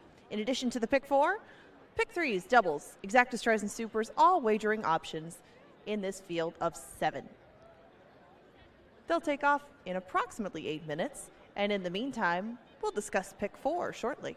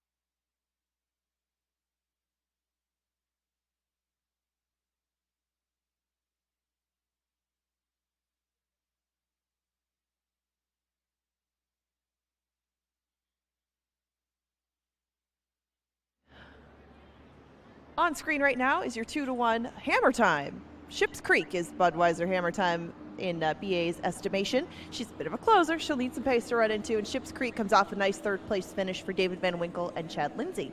She came flying at the end of that one. The winner really freaked that day. I mean, it was a nice race, and Ships Creek did come running very nicely, though. She can make that same kind of close in here, and she can get a little pace to run into. That 2-to-1 is going to look like stealing. It's the Hammer Time. It's coming up in 5 minutes. So it's the pick 4.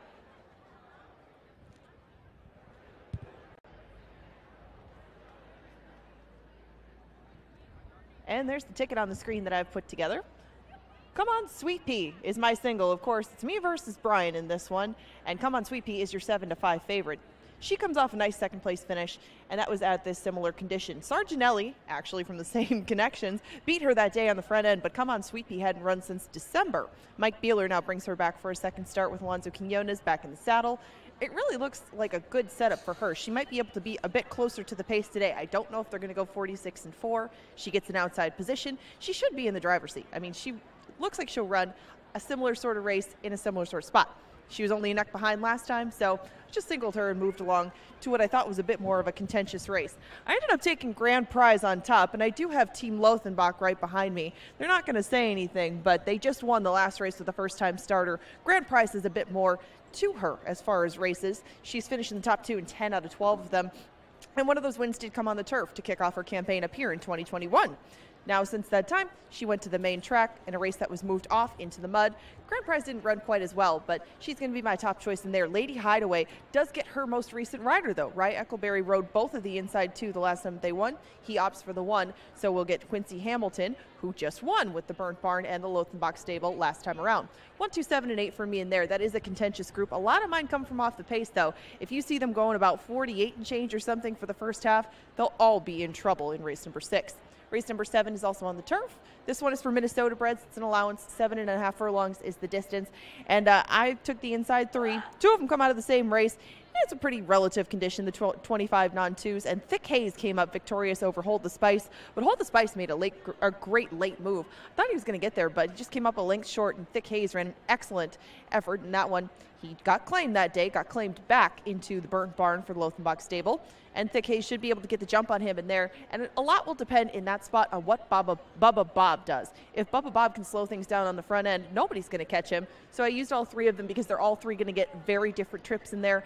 And a lot is going to depend on a little, because I don't know, on paper, they're not that different of a horse, so I did use all 3 of them in that spot. The 8th is confusing. If you're going to spread out and use a few more, I would guess probably the 8th is where you would do that. I only used 2 and 5. I used one of the speed horses. There is quite a bit of pace in there, but Minnesota Lucky is the outside drawn of those horses. Minnesota Lucky has got clear in his last 2. He takes a bump up in class. I know that Jerry's Pride and Joy on the inside is probably going to keep him honest, as is Approved, the 4, but I thought maybe if Minnesota Lucky could get clear again, he could pull the upset. He might be the speed of the speed. We find out. If not, I don't know. That could go a number of ways, and I did use Formidable Force in there as well to come from off the paces. He should be able to save some ground if they go bonkers on the front end, and I went 2-5 for a $12 ticket.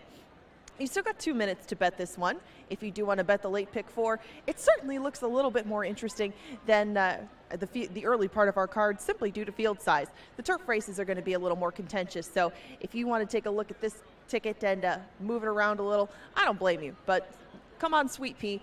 Looks like she's solidly backed by me and by the bettors at 6-5 on the board. She's up against the hammer time, though, in Ships Creek.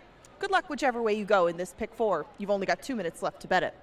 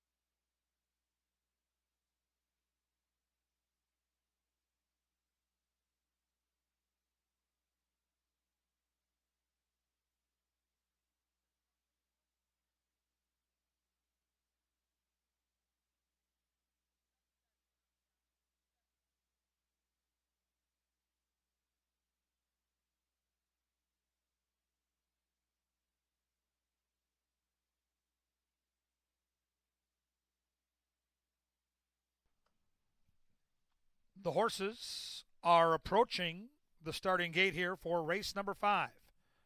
Inside 1 minute now to the 5th.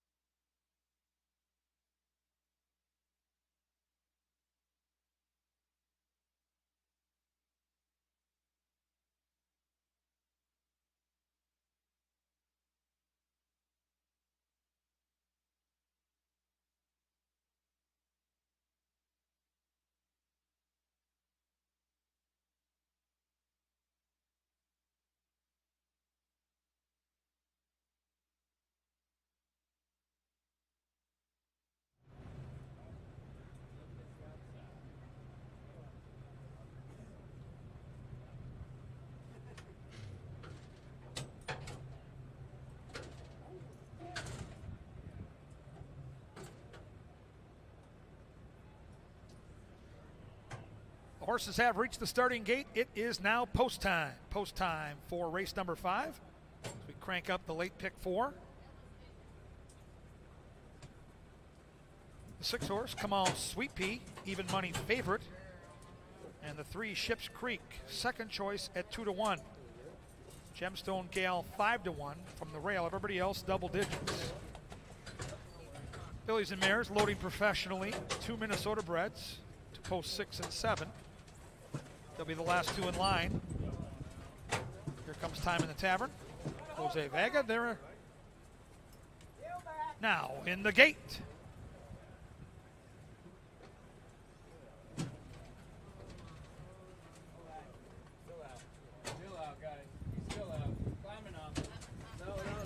Movement in the middle. Set. And they're up and running. Field came off to a nice dispatch. One from the rail goes Ships Creek to show early speed. In between horses is Lady Astrid, also showing alacrity.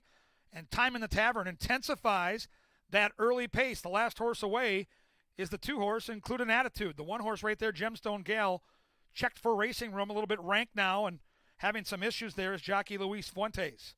Time in the Tavern, one of the field's long shots at 45-1, is going to lead them up the barn side from Ships Creek, who's got 2 lengths to make up. Gemstone Gale now gets out of that tight spot and off the rail. Lady Astrid tracks that one. Come on, Sweet Pea is going for a wide early run. Then it's a couple lengths back to Raggedy Doll Peach and Include an Attitude. A compact field, 6 lengths from front to back. They go 23 flat for the opening quarter, and Time in the Tavern still has a desperate red set of blinkers in front. Ships Creek is right there poised to pounce, as is Gemstone Gale. It's been a wide journey for Come On Sweet Pea, who's trying to range in from there after a 47.5 mile. Time in the Tavern.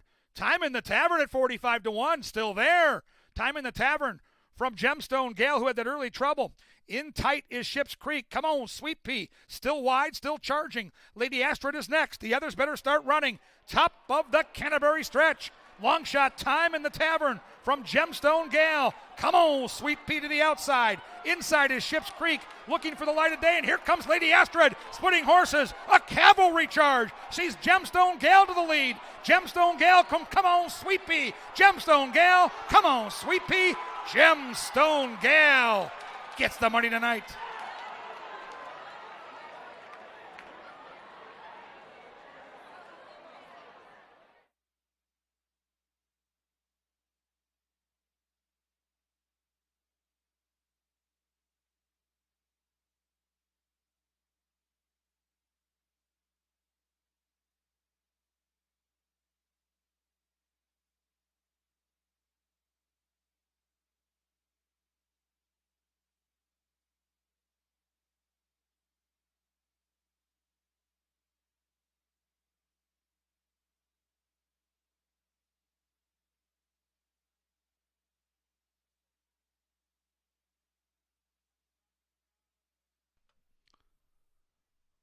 .140.10 was that finishing time. Gemstone Gale posted on the board as your unofficial winner. Photo to decide the exotic wagers. Hold them all.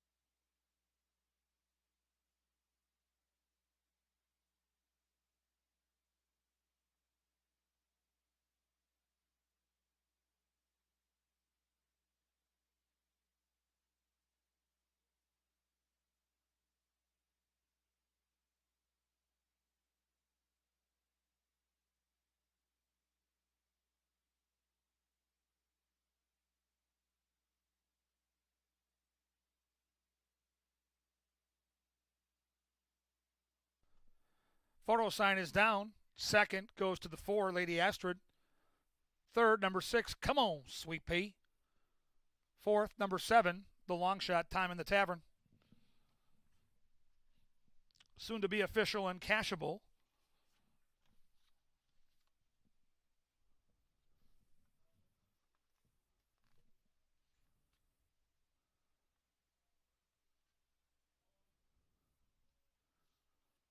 Third choice in the wagering, victorious here. Jockey Luis Fuentes with an excellent job around that first turn in some traffic. Stayed aboard, stayed the course, got the money.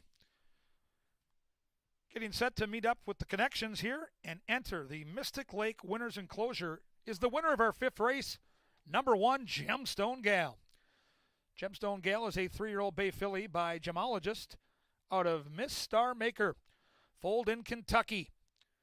The winning owners are Roy Manfredi and Dick Capalucci. The winning trainer, Dick Capalucci. and the winning jockey, Luis Fuentes. Congratulations to the connections of Gemstone Gal, victorious in race 5. Up next, we move back to that firm turf course. In race number 6, we scratch the 6, Baroness von Trapp. Turf racing continues with race 6 in 22 minutes.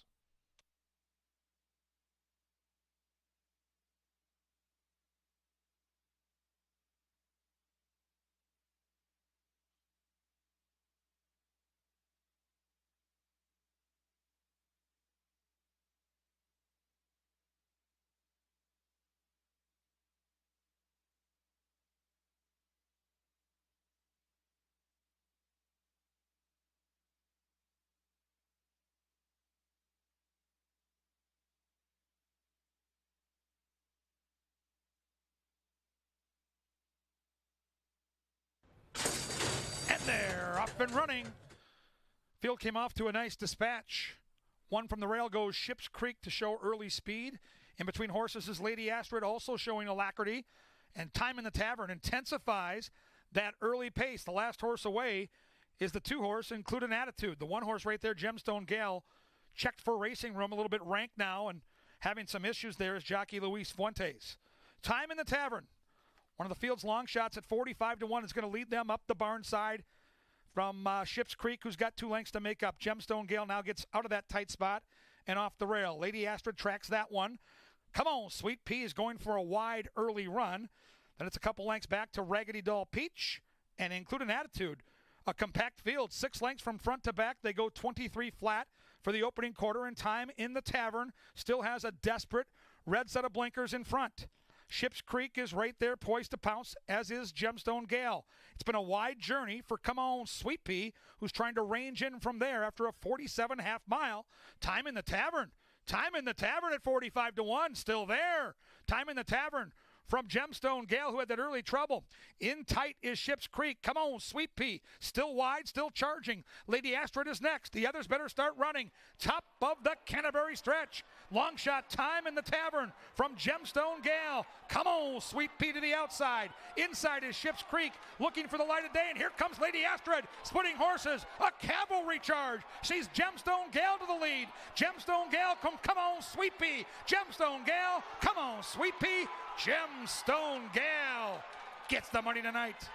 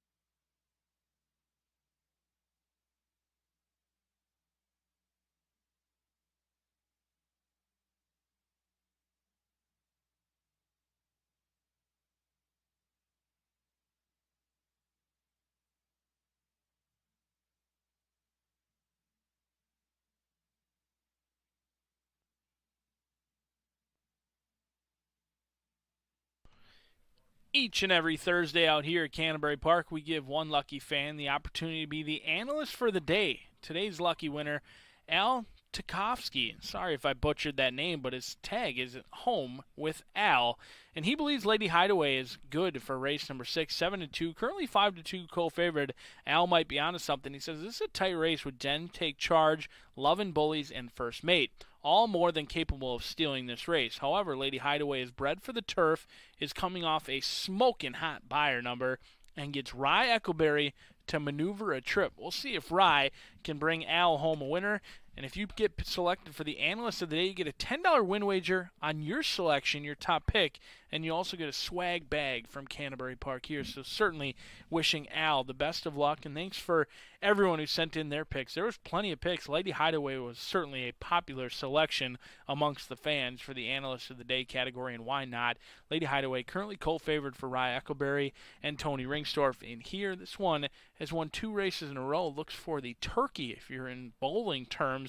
Lady Hideaway 3 for 6 here at Canterbury. Made quick work of a field of 9 last time out. Does have a tendency to come from the clouds a little bit. Has been showing a little bit more pace than usual, but Lady Hideaway needs to work out a trip because oftentimes it does get a little tight when they're going 7.5 furlongs and the rail is out. We'll see if Rye Eccleberry can do it again with Lady Hideaway looking for 3 in a row. The 2 is Grand Prize, Quincy Hamilton and Joel Burnt. I think this one deserves a look. This is a live long shot that I would certainly use on all of my tickets. Could be a diamond in the rough in here. Draw a line through the last race. They don't want to be in the mud. They want to be on the turf, and the last time they did so, they won. However, Rye Eccleberry hops off, Quincy on. Eccleberry takes the 1. Quincy hops on Grand Prize. We'll see if it's the right move. But I'm going to try the classy First Mate. Currently co-favored with Lindy Wade in here for Valerie Lund. Another, you can draw a line through the last race. I know it was a 17-length defeat. That was on the dirt. First Mate is a turf horse. Made a huge run back on June 30th. Ran up on heels. Lost all momentum, and with that, lost all chances to Jen Take Charge, who went on to win rather easily that day. I think First Mate gets the pace to chase in here, and some of that pace may come from Don't Pass the Pepper, Negron, and Ed Kirillick. 3 for 12, winless on the turf. A second and a third. We'll see if they can break through today. 9-1 on the board. But the 5, that good-looking gray, is Cecily Evans and Lovin' Bullies for Jeff Larson in here. The Kentucky bred, 9 years old, and still going strong for Lovin' Bullies. We'll see if the 9-year-old gal can show the youngins how it's done. The 7 is Apple Dapple. Alex Conchari goes out with the Iowa bred in here for Chris Richard, who does have 2 wins here at Canterbury and has made some sneaky mid-race moves the last 2 times before flattening out. We'll see if Alex can time it right, but it's the classy, it's the nice, it's in good form, and it's Jen Take Charge on the outside for Alonzo Quinones. This horse has no problem being awfully wide and has been much the best 2 out of the last 3 times, but couldn't get by the class of Beach Flower last time out. Was the beaten favorite at even money. 3-1. Can Jen Take Charge, make it 3 out of the last 4? Or is it time for First Mate, or maybe even Lady Hideaway for 3 in a row? We'll find out 9 minutes from now as Kevin Gorg takes you through the 6th.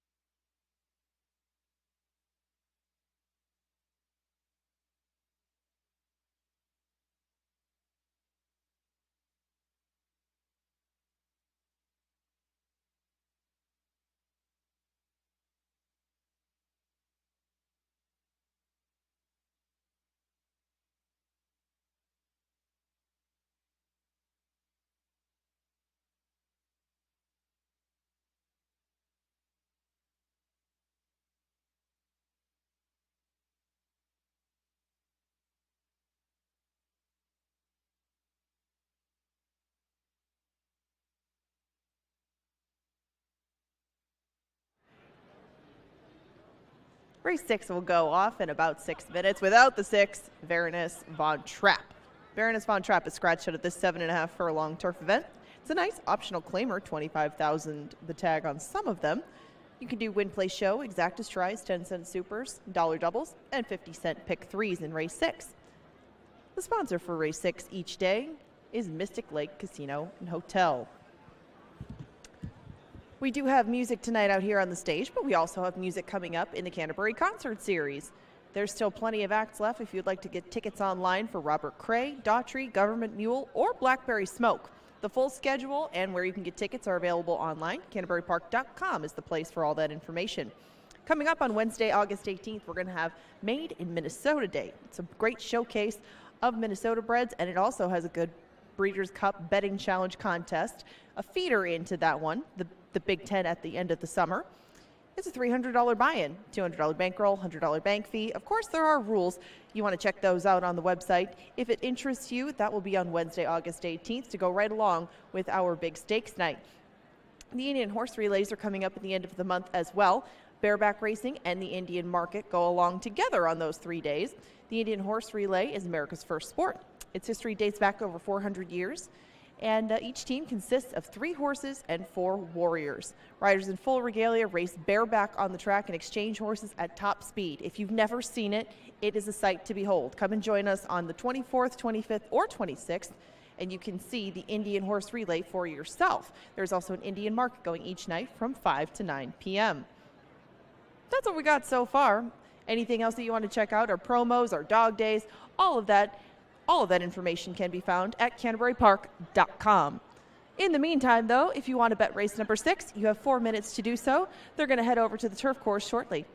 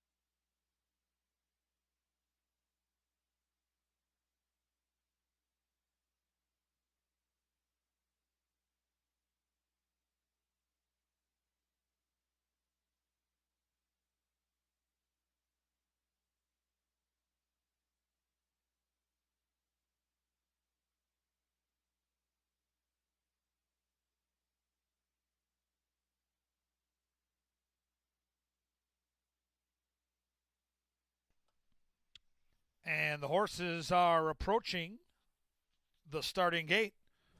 Inside 1 minute now to the 6th. Get those bets in.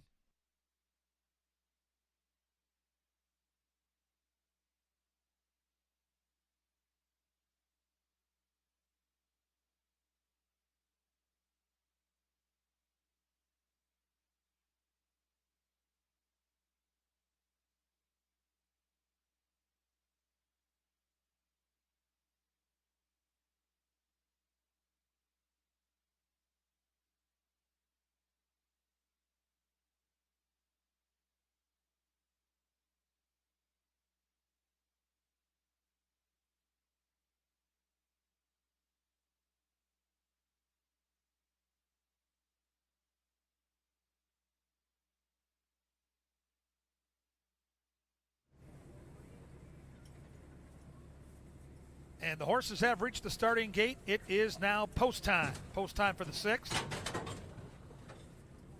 Attractive allowance optional claimer on the firm turf course. The bookenders co-favored at 2-1. Lady Hideaway looking for 3 consecutive victories along with Jen Take Charge. Moving in professionally here. Butso Silks, the first mate moving in. One more left to load. That'll be Jen. Jen Take Charge getting in line.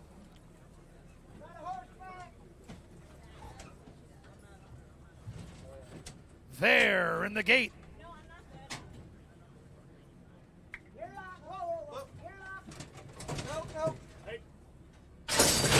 And they're off. Love and Bullies first to show speed quickly, joined by Grand Prize, the Minnesota bred, and from in between horses, Don't Pass the Pepper, trying to spice them up as they head past the judges and bank into that first turn. The last horse away is Apple Dapple. Into that turn they go, and Don't Pass the Pepper and Luis Negron are going to dictate terms here by a length. Grand Prize is right there stalking from second. First mate in a good spot, just a length off in third. Then we come back to Love and Bullies, who's a handful right now for Cecily Evans. Inside of that one comes Lady Hideaway. Then back to Jen Take Charge and Apple Dapple content to sit in last. Just 6 lengths from those leaders. 23-3 for the opening quarter mile, and Don't Pass the Pepper, one of the longer shots on the board at 31-1, is leading it by about a length and a half. First mate is poised to pounce in second. Grand Prize dressed up on the inside and waiting for that cue. Jen Take Charge has made steady progress. Then it's Love and Bullies, and on the outside, Apple Dapple's going for a run, and Lady Hideaway will need a way through as they bank around that turn. The field compact, all of these runners within 3 lengths of each other, and Don't Pass the Pepper now starting to feel the heat from first mate. On the outside of horses comes Grand Prize. Inside, on the outside is Jen Take Charge, and here comes Apple Dapple. Apple Dapple to the outside. Lady Hideaway's charging. First mate still there. Lady Hideaway. Apple Dapple, Lady Hideaway with a great ride on the inside from Apple Dapple. Lady Hideaway, Apple Dapple. It looked like Lady Hideaway by a nose.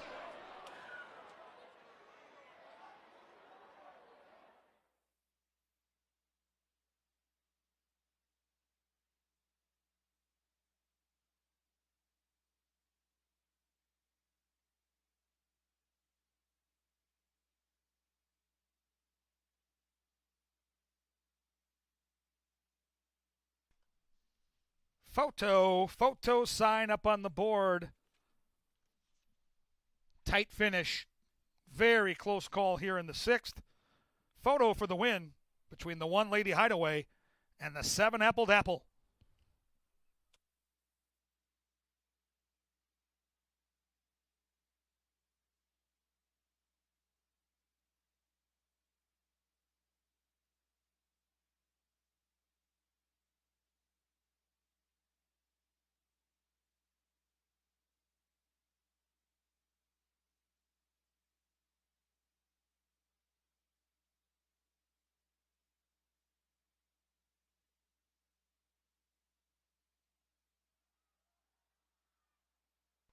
Photo sign is down, and the winner is number 1 Lady Hideaway by a nose. Apple Dapple at 7-1 settles for second. First mate third. Love and Bullies fourth. 1-7 3-5. All odd numbers to make up the superfecta. Hold them all.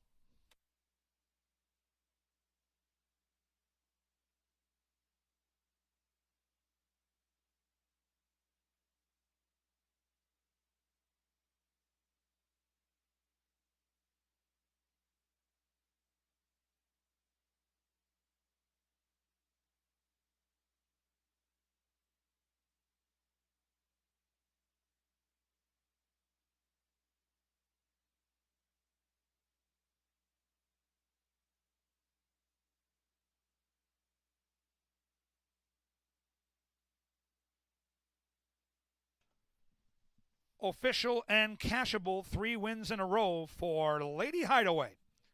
50-cent trifecta paid $22.60. 10-cent super, $18.67. The double, $17.80. That pick 3, $33.95. That 1-7 exacta, $14.60 for a buck. 3 in a row for Lady Hideaway, a riding double for Rye Eckleberry. Long shot and one of the favorites hit the wire together, and the favorite gets the nod. On deck, we'll move on to race 7.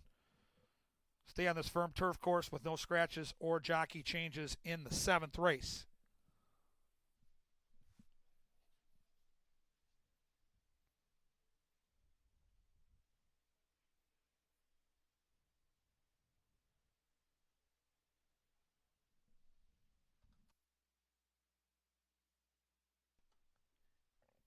Into the Mystic Lake Winners Enclosure comes the winner of race number 6, number 1, Lady Hideaway. Lady Hideaway is a 4-year-old bay filly by Runaway and Hide out of Little Bull Run, Fulton, Kentucky. Bred and owned by the Winchester Place Thoroughbreds, LLC. The winning trainers, Mr. Tony Ringsdorf, and the winning jockey with his second win on the card, Rye Eckleberry. Congratulations to the winning connections here in the 6th on Lady Hideaway. Race 7, firm turf, 20 minutes.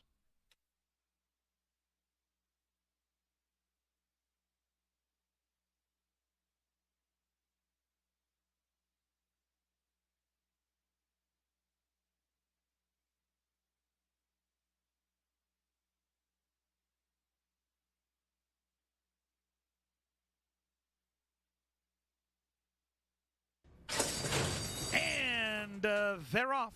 Love and Bullies first to show speed quickly, joined by Grand Prize, the Minnesota bred, and from in between horses, Don't Pass the Pepper, trying to spice them up as they head past the judges and bank into that first turn. The last horse away is Apple Dapple. Into that turn they go, and Don't Pass the Pepper and Luis Negron are going to dictate terms here by a length. Grand Prize is right there stalking from second. First Mate in a good spot, just a length off in third. Then we come back to Love and Bullies, who's a handful right now for Cecily Evans. Inside of that one comes Lady Hideaway. Then back to Jen Take Charge and Apple Dapple, content to sit in last. Just 6 lengths from those leaders. 23-3 for the opening quarter mile, and Don't Pass the Pepper, one of the longer shots on the board at 31-1, is leading it by about a length and a half. First Mate is poised to pounce in second. Grand Prize dressed up on the inside and waiting for that cue. Jen Take Charge has made steady progress. Then it's Love and Bullies, and on the outside, Apple Dapple's going for a run, and Lady Hideaway will need a way through as they bank around that turn. The field compact, all of these runners within 3 lengths of each other, and Don't Pass the Pepper now starting to feel the heat from First Mate. On the outside of horses comes Grand Prize. Inside, on the outside is Jen Take Charge, and here comes Apple Dapple. Apple Dapple to the outside. Lady Hideaway's charging. First Mate still there. Lady Hideaway, Apple Dapple. Lady Hideaway with a great ride on the inside from Apple Dapple. Lady Hideaway, Apple Dapple. It looked like Lady Hideaway.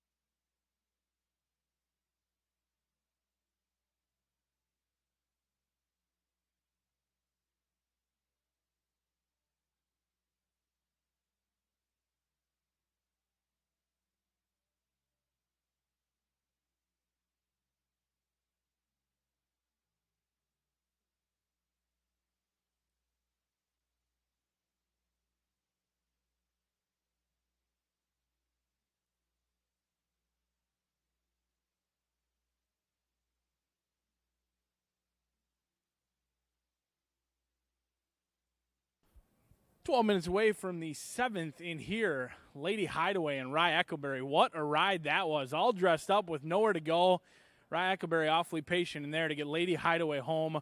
A winner for the 3rd time in a row for Tony Ringstorff. Congratulations to Connections on that one. We're 12 minutes away from race number 7 and more turf racing coming up here at Canterbury Park. The one is Hot Artie. This one got the maiden breaking score last time out. It did take 8 races to get the maiden breaking score, but they finally did so, and the number jumped up in a big way. However, that was 6 furlongs in the dirt. They'll try the turf today, where they've tried it 2 times in the past. Didn't go so well. 10th place finish and a 12th place finish, but they'll go back to the turf again with Hot Artie, a maiden no more, now taking on winners, race number 7. The 2 is Thick Haze, Luis Fuentes, and Joel Burnt. This one got the win under Ron Westerman last time out, but Joel Burnt, a very cagey claiming trainer in here, dove into the claim box and took Thick Haze, now donning the Lothenbach Silks. The number came back good. They won by a length that day, but right next door, Hold the Spice, the Big Gray, did not get an ideal trip. If there was such a thing as no such luck, that's exactly what Hold the Spice got with August 3rd. Similar to Lady Hideaway we saw, they were all dressed up, nowhere to go. It swung out pretty wide and then finished and lost by less than a length. We'll see if Hold the Spice and the Big Gray can weave through traffic today, because they do like to come from off the pace. 7-2, certainly a value player in here, and a horse you must have. The 4 is Bubba Bob for Winchester Place Thoroughbreds. Ruben Fuentes gets the call in here for the Hall of Fame trainer Francisco Bravo. Showed a ton of speed in off of the long layoff and paid the people at 3-1. Last time out, they were pressed each and every step, never took a deep breath, because Bubba Bob never got an opportunity to, because they were dueling all the way around, had nothing left when the real running started. We'll see if Bubba Bob can find the lead and find the winner's circle, but I'm going to try the long here. Longest shot on the board, and it's try spot. Quincy Hamilton and Lexon Backhouse. He's got his guy, Quincy Hamilton. Quincy and the Locks of Quincy did all they could last time out, but they were never catching Go for Gold, who didn't come back to run very well. But since then, try spot 2 for 31, but the numbers are a little bit leading. He runs his race each and every time. He is a value player in here. I had him on top at 55-1 last time out. He ran second, currently on the board at 15-1. The 6 is I'm a Harley 2, Alfredo Juarez and Mike Beeler. Ran a game race last time out. Not sure how strong that race was, because it was won by Real Loot, who hadn't won in 2 years. So I'm a Harley 2. The numbers certainly fit. I just don't know if I can believe what I see on paper. 3-1 on the board. But Carmel Angel, Lindy Wade taking plenty of action in here. Carmel Angel, the Minnesotan, finds a good spot off of a 4th place finish, beaten favorite the last 3 times. The bettors are back again on Carmel Angel. Will it be a sweet treat or a sour taste? We'll find out as KG gives you the call. They'll go 7.5 on the turf.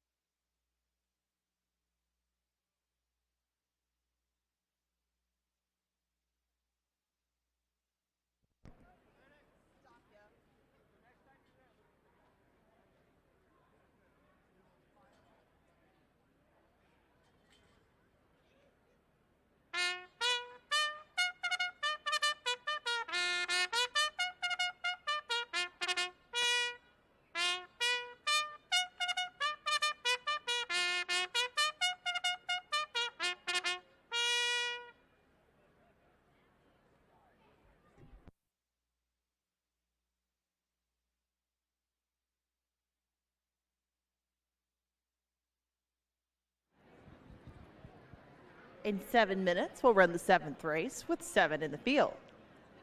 We'll go back to the turf course and go 7.5 furlongs. Minnesota breds will contend this allowance. You can do exactas, tries, 10-cent supers, doubles, and pick threes in the upcoming 7th race. The 7th is sponsored by the Minnesota State Lottery. And again, it will go to the turf course in just a bit. Your current 5-2 slight favorite is I'm a Harley Too, but it's not by much, maybe about $150. Very contentious field set to take off in 7.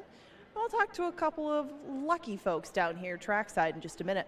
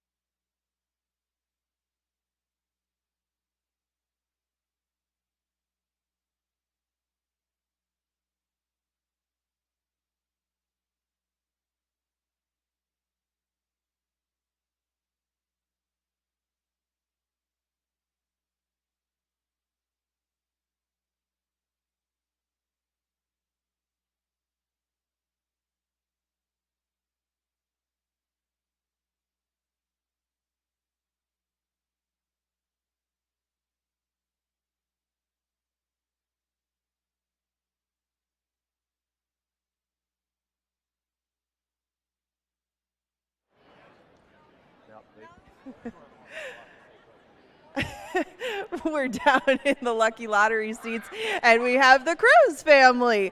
And most notably, we have the youngest two of the Cruz family over here in the corner. And we want to know, have you guys been lucky today? No. Sure. These are... Are you sure? We have the Canterbury Concert Series coming up. Do you want to be an opening act? Okay. You can audition before the next race. We'll let you warm up a little bit. That's okay. Now, they got a couple of nice seats down here by the track. You got a couple of lottery tickets. I have to ask, have you two got lucky yet with any of these tickets? Not on number one, but maybe on the rest. How about on the horse races? Do you have a selection? I see you're betting. Who are you betting on? Approved. We're going on 8, though. Oh, okay. You're getting ahead of the game. Did you make any bets on this one? Thick Haze. Thick Haze. Okay, Thick Haze it is. Staff names, though, so. Hey, whatever works. If Thick Haze gets up at 4-1, these will indeed be the Lucky Lottery seats. So I hope you guys enjoy the rest of the races. Enjoy the view down here. We'll see you before the next race to make your way into the opening act for the Canterbury Concert Series. You heard it here first. We will have some more live music in addition to the band on the stage. She'll be joining us soon. And good luck to you guys in the Lucky Lottery seats. Have fun.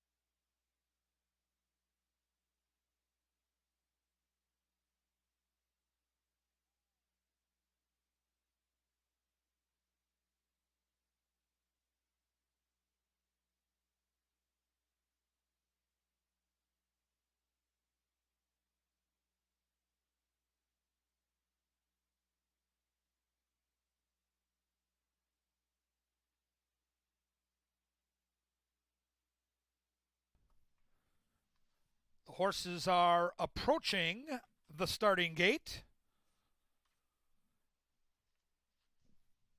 Final turf race of the evening. Don't forget Pepsi Family Day this Sunday. We race at 1 o'clock here at Canterbury Park. The Wiener Dog Extraordinaire. Pony rides, all kinds of fun activities for the children. Some great racing activity. And Wiener Dog racing this Sunday right out here at the park. So we get set for the 7th wide open betting race.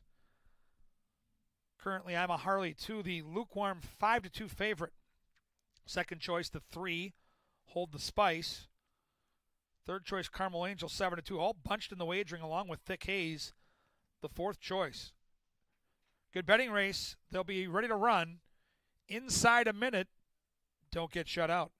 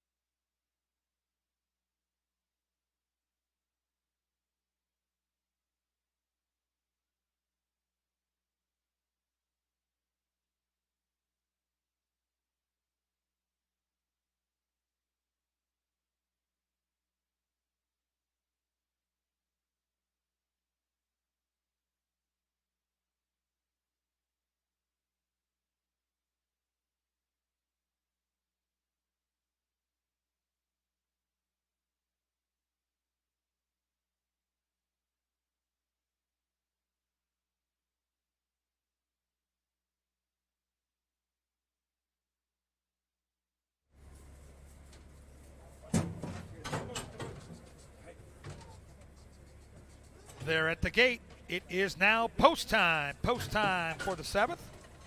2 more thoroughbred races, followed by 2 exciting quarter horse dashes. 4 races left to go. If you're alive in the pick 5 here with 2 to go, good luck. A couple horses left to load, including I'm a Harley 2, the betting choice, and Carmel Angel to the outside.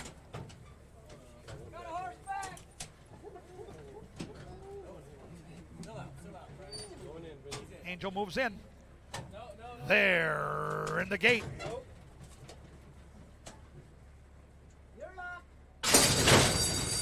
And they're off. Carmel Angel last in line, first out of the gate, but that changed quickly as Bubba Bob and Hot Artie are going to crackle on the front end as they run by the judges. The last horse away, the Big Gray, Hold the Spice. Hot Artie hugging the rail and leading it by a length from Bubba Bob. After Bubba Bob, it's Hold the Spice on hold currently as well in third. Then it's Carmel Angel, a length back to Try Spot, saving all the ground. Outside is I'm a Harley 2 going for an early run, and then it's 4 more lengths back to Hold the Spice. A very tempered 25 flat opening quarter mile for Hot Artie, and the long shot is still leading the pack and leading by a length and a half. Bubba Bob tracking that one coyly. Then it's Carmel Angel. Still wide is I'm a Harley 2, but just within 2 lengths of the lead. Tucking in nicely is Thick Haze, just a couple lengths behind those leaders. Then it's Try Spot, who's starting to unwind along with the Big Gray Hold the Spice. 49 and 2, very slow fractions for Hot Artie. Hot Artie is still there, but for how long? The complexion starts to change. Bubba Bob putting the heat on. Hot Artie feeling that heat from Bubba Bob on the outside. I'm a Harley 2, and in behind horses, here comes Thick Haze, and rounding to the outside is Try Spot, and they run down that Canterbury turf, and still Hot Artie leading, but Thick Haze has momentum, and Thick Haze is ranging up to take that lead. Thick Haze opening up here. A heady ride by Luis Fuentes.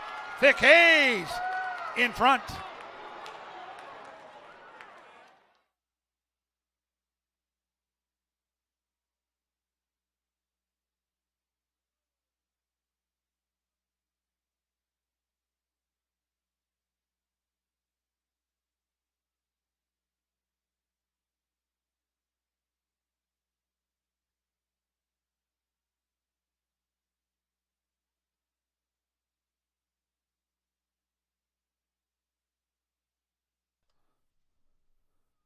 .130.39, that winning time. 2-horse, Thick Haze wins. Photo for the exotic wagers. Hold those tickets.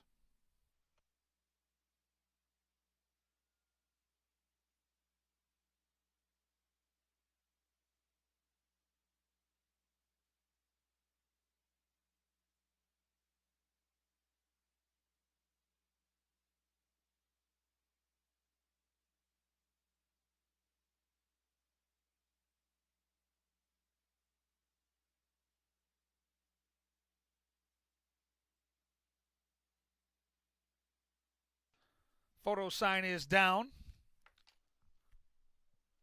Second place goes to the 3, Hold the Spice. Third, 6, I'm a Harley 2. Fourth, the field's long shot, Hot Artie. 2-3-6-1, 23-61, soon to be official.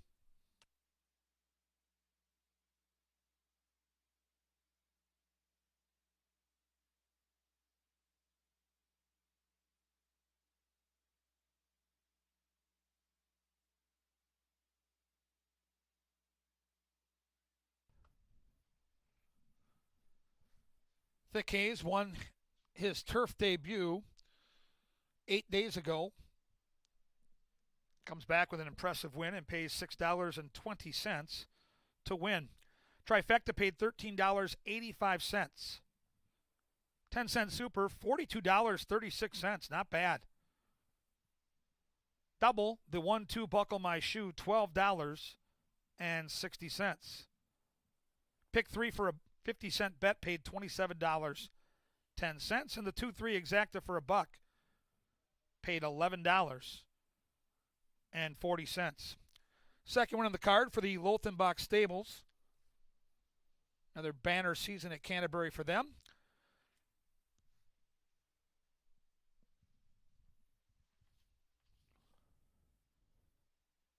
Second one on the card for trainer Joel Burnt.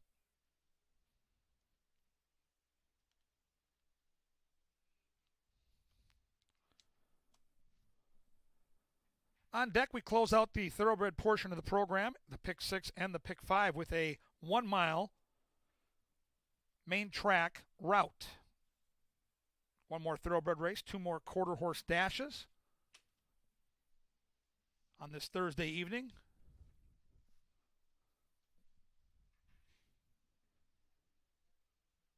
Pepsi Family Day, as I mentioned, will be on Sunday, and Minnesota Made next Wednesday. $300,000 make up 4 Minnesota bred stakes races next Wednesday here at Canterbury. You're going to want to be a part of the Minnesota Made production, as a good-looking Minnesota bred Thick Haze might have a future on the turf. 2 for 2 now on the lawn. Big smile for Jackie Rubin. Luis Fuentes.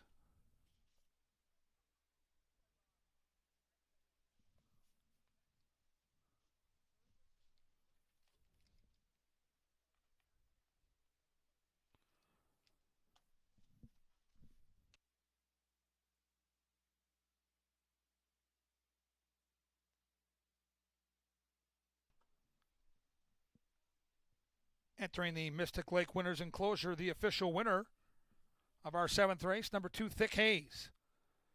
Thick Haze is a 3-year-old big gelding by Painter out of Vapor Cloud, Fulton, Minnesota. Bred by the Lothenbach Stables, owned by Lothenbach Stables. Training double for Joel Burnt and a riding bubble for Luis Fuentes. Congratulations to the connections of Thick Haze. Main track fast. Race 8 on deck in 20.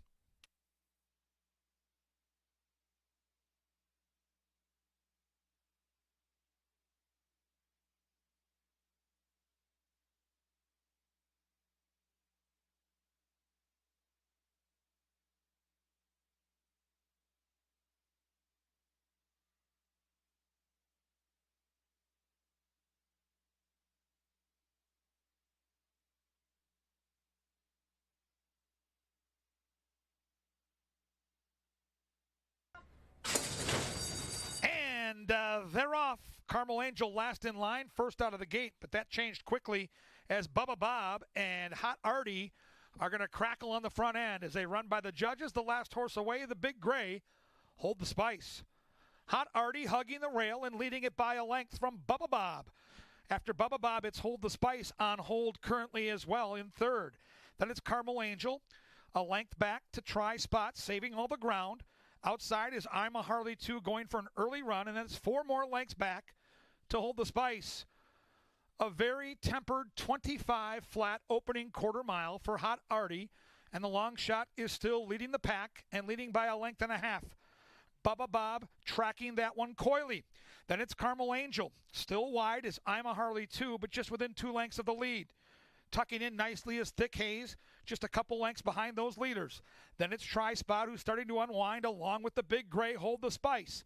49 and 2, very slow fractions for Hot Artie. Hot Artie is still there, but for how long? The complexion starts to change. Bubba Bob putting the heat on. Hot Artie feeling that heat from Bubba Bob on the outside. I'm a Harley 2. And in behind horses, here comes Thick Haze. And rounding to the outside is Try Spot. And they run down that Canterbury turf. And still Hot Artie leading. But Thick Haze has momentum. And Thick Haze is ranging up to take that lead. Thick Haze opening up here. A heady ride by Luis Fuentes. Thick Haze in front.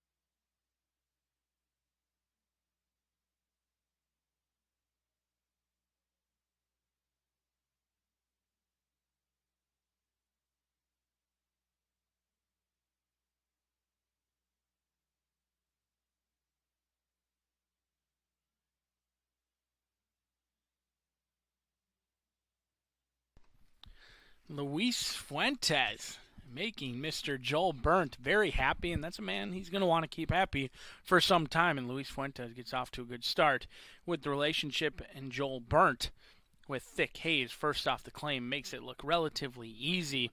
We go on to race number 8. It's Jerry's Pride and Joy. Troy Bethke thought enough of Jerry's Pride and Joy to dive into the claim box, and that's something that's been consistently happening. Not very often. Almost each and every race, Jerry's Pride and Joy goes to the track with one person, goes home with another. It's like a bad dating story or bad bar scene at bar close, but Jerry's Pride and Joy consistently picks up paychecks. Almost each and every time he goes to the track, he hits the board. You can draw a line through that last race defeat. Beaten by 36 lengths, it really doesn't matter. It was in the slop.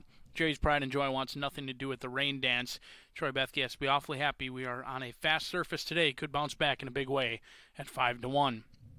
The 2 is Formidable Force. Ruben Fuentes gets the call in here for Francisco Bravo. This is a Minnesotan who's been knocking heads with some very tough customers, does stay against open company. However, Formidable Force at the age of 7 doesn't find Minnesotans very frequently, exits a third-place finish. If you bought the KG green sheet, he is all about Formidable Force at 6-1. But I'm going to try So Alive. It's only a 6-horse field, but in this 6-horse field, it looks like there is a lot of speed signed on. Jerry's Pride and Joy likes to be near the lead. Approved in Minnesota Lucky are 2 horses that are going to crackle up top. I think Alex Conchari is going to time it right for Cliff Racing, who deserves a win, and I think they could be sitting in on one in here with So Alive. It was 2 for 3 at the distance. The 4 is Approved for Gotcha Horse Stable, Larry Sterling Jr. and Rye Eckleberry.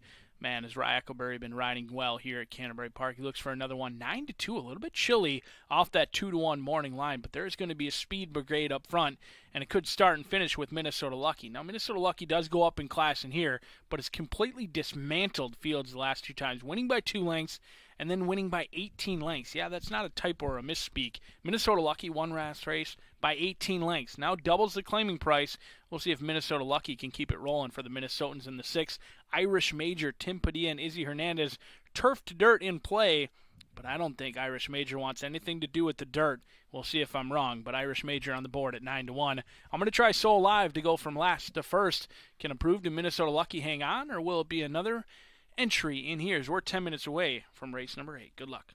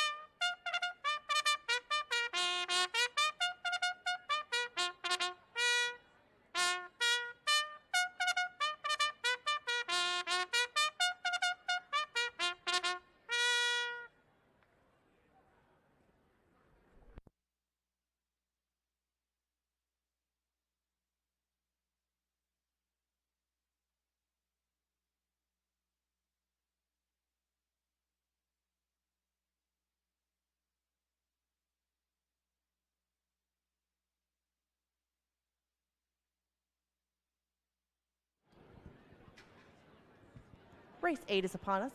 They go 1 mile in this one for a $7,500 tag. Win, place, show, exactas, tries, supers, doubles, and 50-cent pick 3s are all available in this field of 6. 7 minutes to post now for race number 8, which is sponsored each day by Apple Autos. If you'd like to get a t-shirt, we're going to be tossing them out shortly down here by the winner's circle. They can maybe launch them a distance, but we'll find out soon. Maybe you can get one up in the stands, but if you want to ensure your chance at one of our t-shirts, come right down here by the winner's circle deck. We're launching them soon.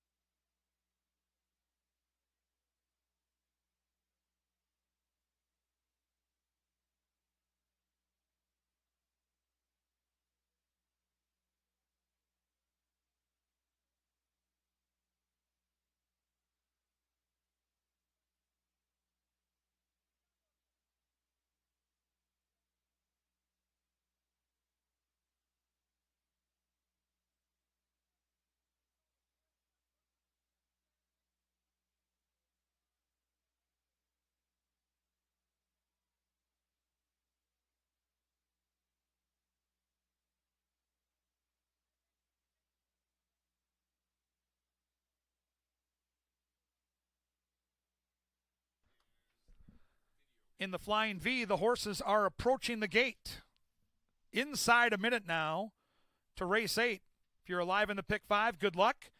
Get those bets in now. Final thoroughbred race of the night. 2 quarter horse dashes to come.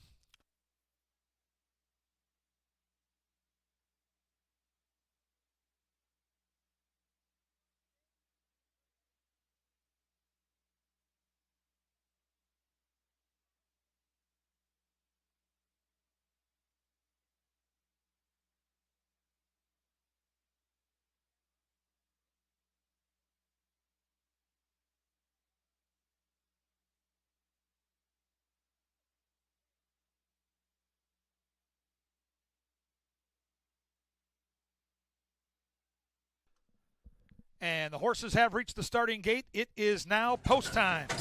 Post time for the 8th. Good looking 1 mile race here. 6 set to duel. 2 more left to load, including So Alive. And the outside marker, Irish Major. Closing out the pick 5 and the pick 6. Here we go. They're in the gate. And they're off. A bit of a tardy beginning for Formidable Force. In between horses, it's approved, and the 1 horse reared in the gate. Jerry's Pride and Joy reared in the gate and did not get out and has been eliminated. So the 1 has been eliminated. So a Stephen King novel to start this race, and Minnesota Lucky trying to take over the race on the front end and takes the lead.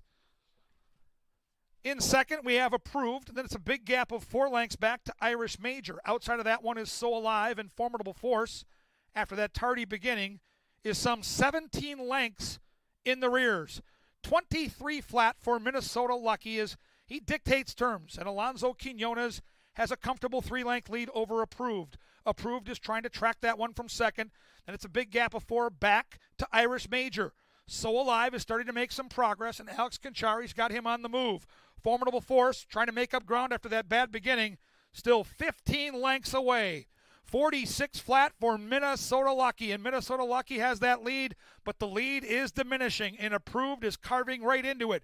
So Alive coming alive in third. Irish Major under the stick and not responding, and Minnesota Lucky looking good. Minnesota Lucky opening up by 3. Approved all out. So Alive trying to close in. Top of the Canterbury stretch. Will tonight be lucky for Minnesota Lucky? He leads it by 3. So Alive is chasing. Formidable Force from the back of the pack, but into the final furlong, Minnesota Lucky and Alonso Quinones trying to hang on. So Alive is coming, trying to get to the wire. Minnesota Lucky, here comes So Alive in time.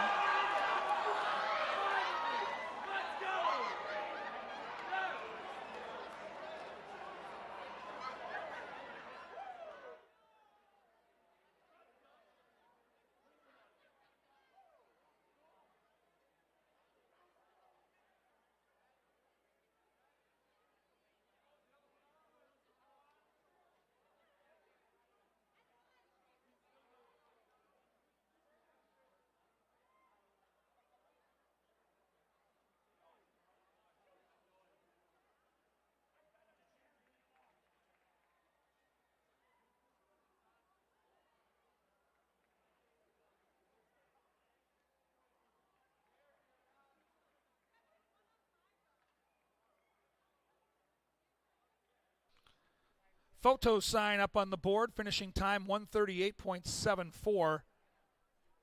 Do note the 1 horse reared when the gate opened, and there will be a steward's inquiry to look into the start of this race.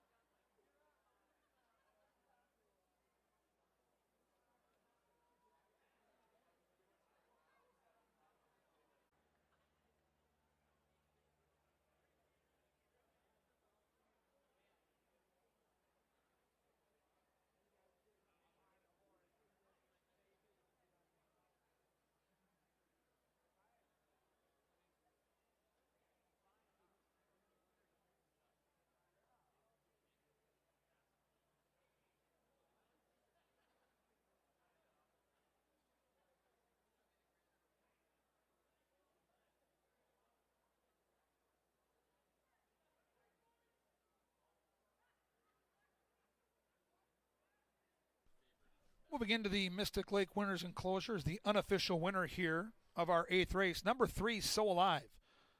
So Alive is a 5-year-old bay gelding by Super Saver out of Mythical Bride, Fulton, Kentucky. The winning owners are Cliff Racing LLC. The winning trainer is Nevada Litvin. And the winning jockey, Shakopee's own, Alex Conchari. Again, inquiry into the start of the race. Hold those tickets.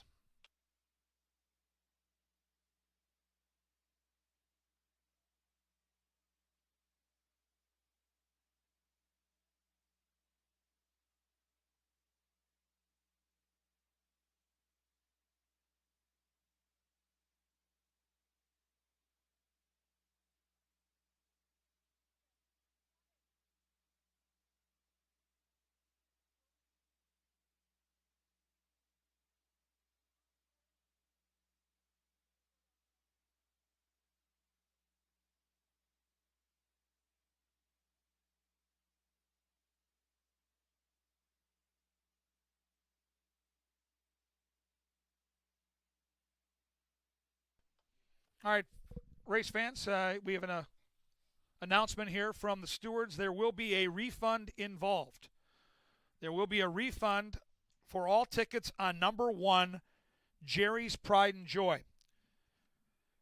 With the start here, stewards have deemed that the refund will be good on Jerry's Pride and Joy. What that means is if you bet the 1, win, place, or show, you'll get a full refund on your bets. Doubles will be a consolation daily double. If you had the 1 in a pick 3, pick 4, pick 5, or pick 6, your ticket on Jerry's Pride and Joy would move to the favorite, who was the eventual winner of this race, So Alive. Tickets on Jerry's Pride and Joy move to the favorite, pick 3, pick 4, pick 5, and pick 6. Full refunds for win, place, and show, and consolation doubles with the refund on Jerry's Pride and Joy, who the stewards now deemed did not have a fair chance to exit that gate.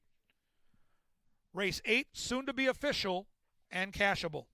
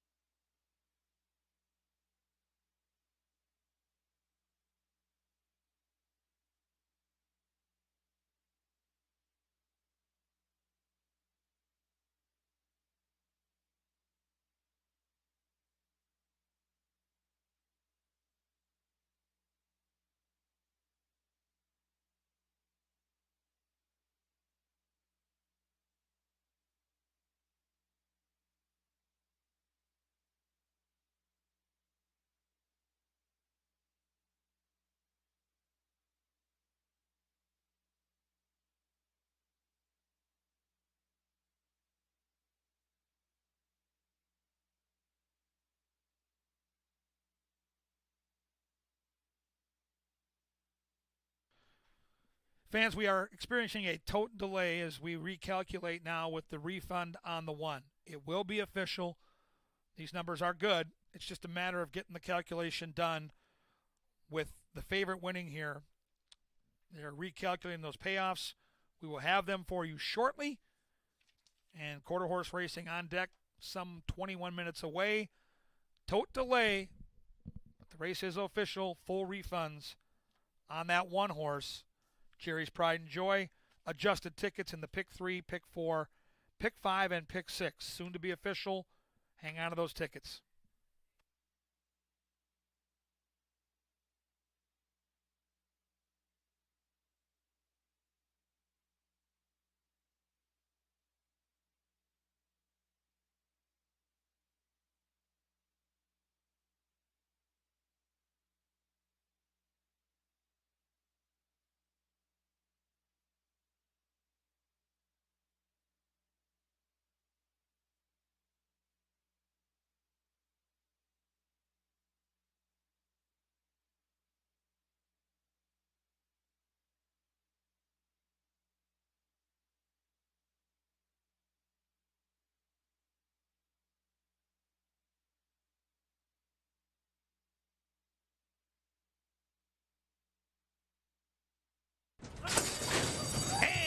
They're off. Bit of a tardy beginning for Formidable Force. In between horses, it's approved, and the 1 horse reared in the gate. Jerry's Pride and Joy reared in the gate and did not get out and has been eliminated. So the 1 has been eliminated. So a Stephen King novel to start this race, and Minnesota Lucky trying to take over the race on the front end and takes the lead.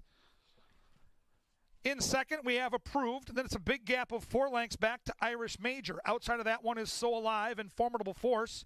After that tardy beginning is some 17 lengths in the rears.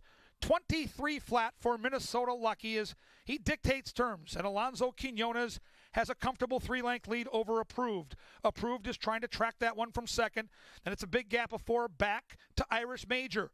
So Alive is starting to make some progress, and Alex Conchari's got him on the move. Formidable Force trying to make up ground after that bad beginning, still 15 lengths away. 46 flat for Minnesota Lucky, and Minnesota Lucky has that lead, but the lead is diminishing, and Approved is carving right into it. So Alive coming alive in third. Irish Major under the stick and not responding, and Minnesota Lucky looking good. Minnesota Lucky opening up by 3. Approved all out. So Alive trying to close in. Top of the Canterbury stretch. Will tonight be lucky for Minnesota Lucky. He leads it by 3. So Alive is chasing. Formidable Force from the back of the pack, but into the final furlong, Minnesota Lucky. And Alonso Quinones trying to hang on. So Alive is coming, trying to get to the wire. Minnesota Lucky. Here comes So Alive in time. We also now have a late scratch being announced for the first time here in the 9th race. Late scratch of number 6, Campo's Girl. Scratch the 6, Campo's Girl, here in the 9th.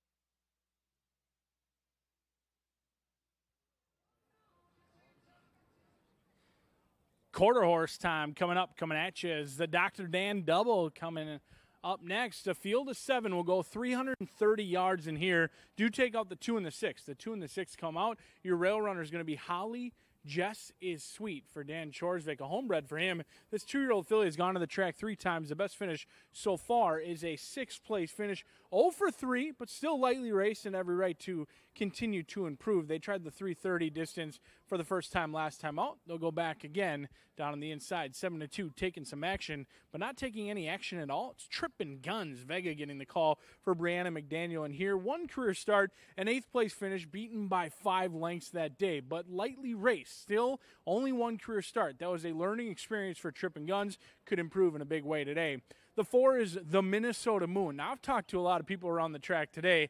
They love the Minnesota Moon today, and why not? The Big Gray looks good in this spot. However, you're settling for a very low price on a horse who has 4 starts and is yet to hit the board. It looks like a winner on paper, but the paychecks don't come out until the race is run. We'll find out if the paychecks are how the paper looks or if it's going to be a long shot in here as Summer Run Inc. strictly the one to beat, but is it the one to bet? Maybe a horse like Kiss the Lips Goodbye, unlike the Minnesota Moon, has never tasted defeat. This will be the first career start for the 2-year-old filly. Estrada gets the call in here, has been working out consistently. This may be the most workouts I've seen for a quarter horse set to make the debut today. We'll see if the workouts pay the dividends today. 12-1 on Kiss the Lips Goodbye, looking to wave bon voyage to the rest of the field.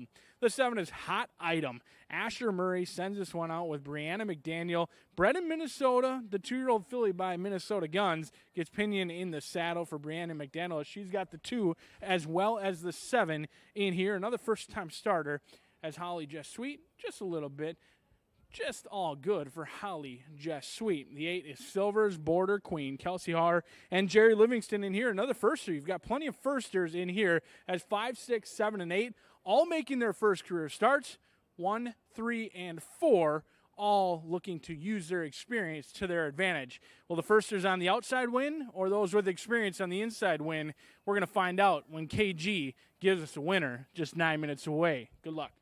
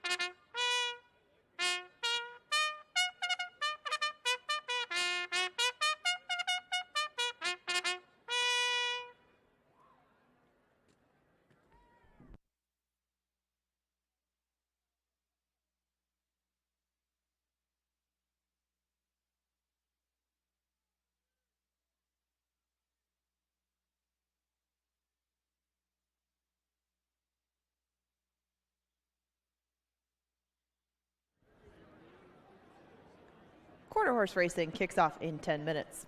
The first is the 9th and has a couple of scratches. Take out the 2, Run Amok. Scratch the 6, Capo's Girl, and make the jockey on number 3, Trippin' Guns, Randy Vega. We have a field of 6 going to post in race number 9. It's the last double opportunity of your night. You can do exactas tries and superfectas as well. Post time is at 9:19 in about 10 minutes. If you like the quarters, you got a little bit of time left.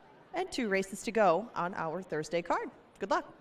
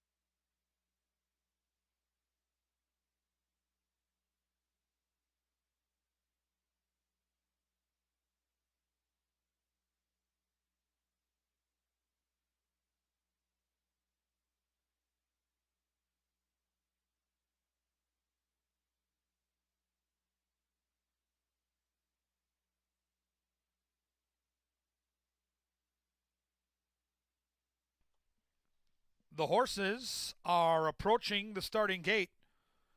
1 minute now. 1 minute to the late daily double.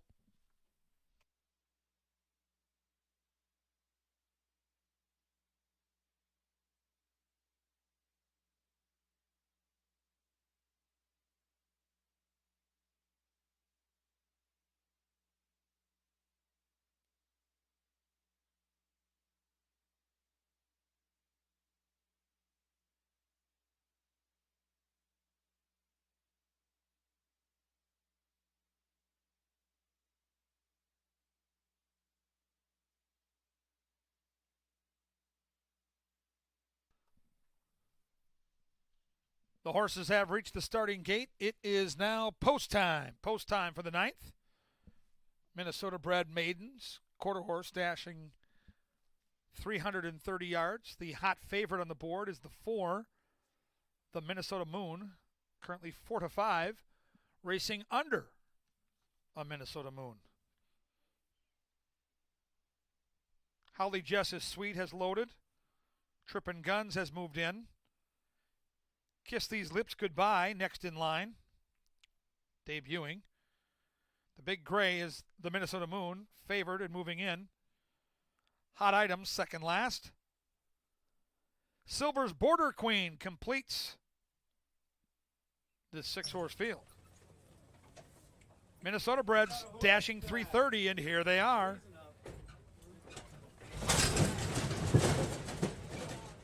Eight balking at the gate there. That's Silver's Border Queen and Kelsey Haar. Take 2. Moving in. There in the gate. And they're off. Field came off to a great dispatch. The Minnesota Moon, the favorite, takes the early lead. Inside is Holly Jess's Sweet. One from the rail is Trippin' Guns, but the Minnesota Moon means business tonight. The Big Gray came to play. The Minnesota Moon driving and clear.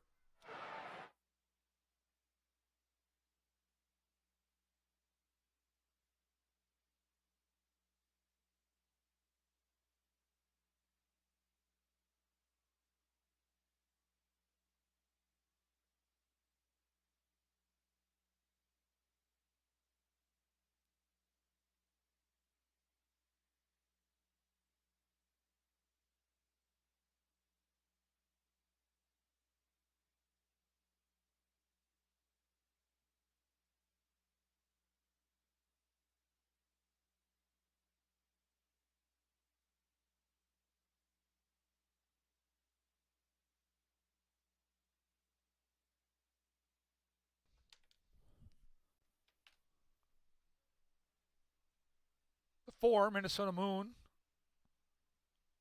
wins. Second goes to the 3, Trippin' Guns. Third to Kiss These Lips Goodbye. Photo for 4th.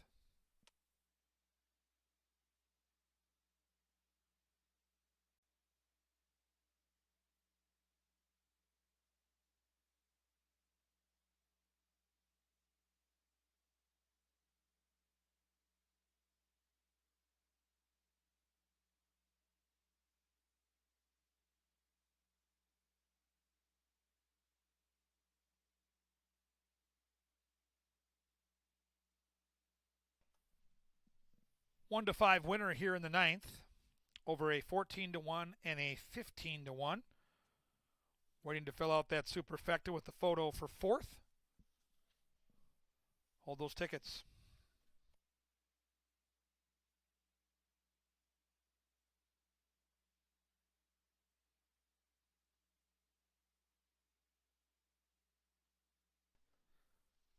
Fourth place goes to the 8-horse Silver's Border Queen. Time of the race was 18.34. 18.34, soon to be official.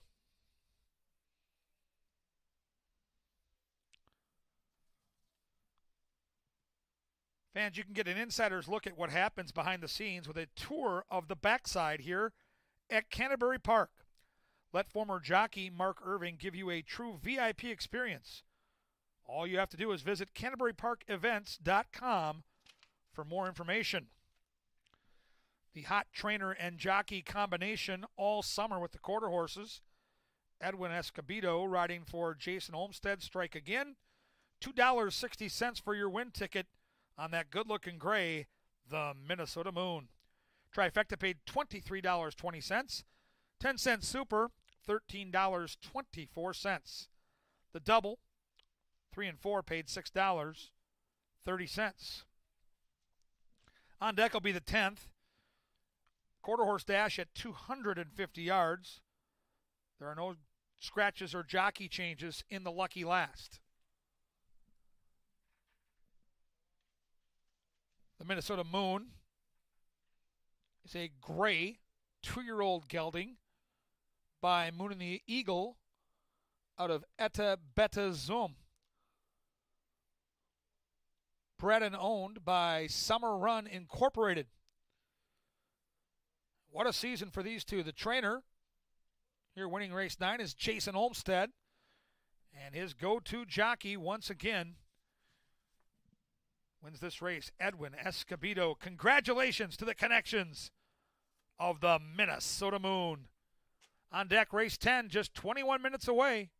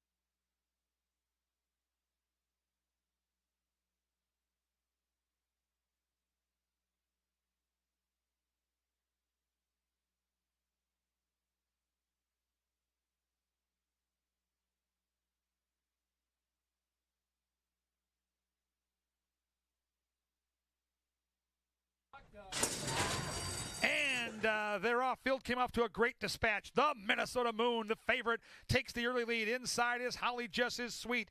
One from the rail is Trippin' Guns, but the Minnesota Moon means business tonight. The big gray came to play. The Minnesota Moon driving and clear.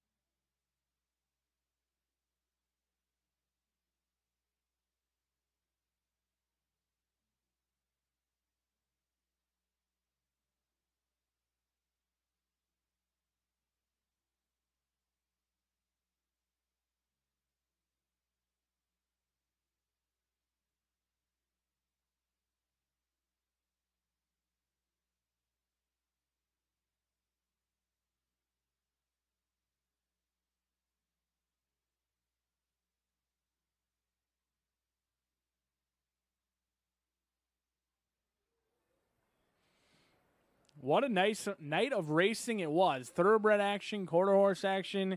You've got the legend KG up in the booth, and you've got Salsa del Sol out on the Mystic Lake stage. Thanks for joining us on Thursday, as this is going to do it for the thoroughbred portion of the card. But don't forget, the card casino remains open 24/7. Still plenty of fun on your Thursday night. And live racing will return on Sundays, as we'll bring the wieners out to the track. Yes, the dachshunds do come out to the track, because we've got thoroughbred action, and dachshunds set to crown the fastest dachshund of them all. And Paul Allen will make his return to call the wiener dog races. A field of 6 goes out for the nightcap in here. 250 yards, 2.5 football fields in here. We'll see who's going to score the touchdown for the nightcap. It could be Paint Your Face Blue. Vega and Andazola trying to team up in here. Off of a 7th place finish. Dropped out last time out, but has every right to continue to improve. 1 career start. It was a learning experience. Now cuts back a full 100 yards. We'll see if Paint Your Face Blue can make your wallet green at 9-1. Now, KG does tell me he's up in the press box talking about horses, as he always does, and he doesn't think Relentless Anvil can lose. Says the horse can't lose, and that's right from the Kevin Gorg Power Play tip sheet. I thought this one broke straight and strong last time out, just could not go out with it. The good news is they broke straight, they broke strong. That was at 300 yards. Now they'll cut back 50 yards today, and it could make a big difference, as Tyler Stein, our trainer of the month, does own and train the 2. The 3 is 5 Bar Fantasy. Kelsey Haar in here for Tailored for Gold Stables. Jerry Livingston sends out the 2-year-old filly bred in Oklahoma. Another who only has 1 career start. Kind of ducked in at the beginning, but really never picked up her feet after that. We'll see if she can show a big improvement today. The money says she can. Right now she's taking action 3-1 off that 9-2 morning line. But I'm going to try the other Tyler Stein in here. VF Candy Kisses. Nick Goodwin, the leading rider in Canterbury Park quarter horse history, gets the start. And I went back and watched that replay from June 16th. Forced break, shut off completely. It was a disastrous beginning for VF Candy Kisses. Nick Goodwin sticks around. He's got my attention with the other Tyler Stein in here at a much better value at 6-1 versus 2-1. The 5 is Mr. Wicked Colors. Estrada gets the call in here for Lex and Backhouse. This one's been knocking on the door. We'll see if they can break it down today off that morning line of 9-5. And on the outside, it's Honeybee 5-1. Martinez gets the call as Tyler Stein. The kid's got a trio. Half the field for our trainer of the month. We'll see if the favorite can win and KG can pay the people. He says the 2 can't lose. I think the others deserve a look in this spot, as it's the nightcap at Canterbury Park. Plenty of action. The tills are full in the card casino. Go get it. Good luck.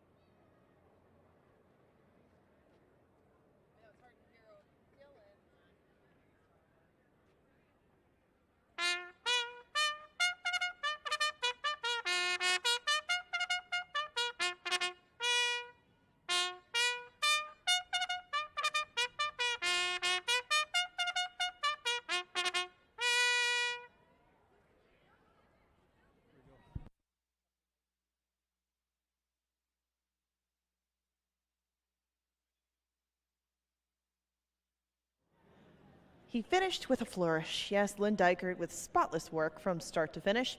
And the 10th is the last of the night. It's 250 yards. This is another maiden event.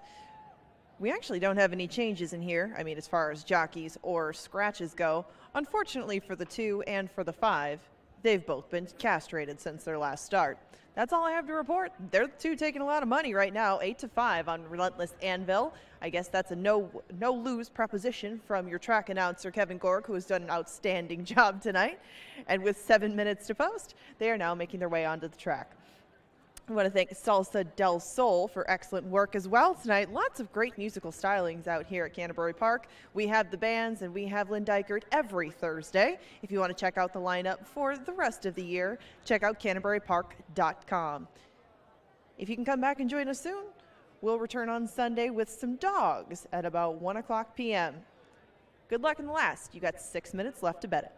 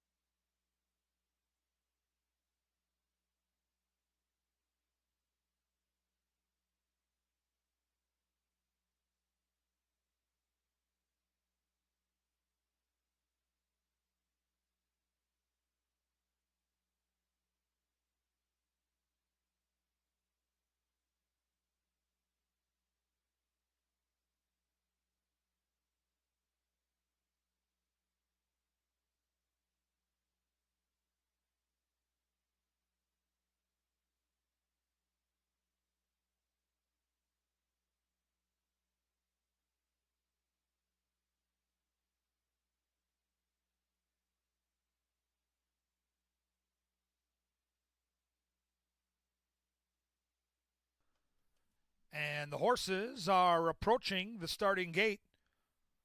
1 minute.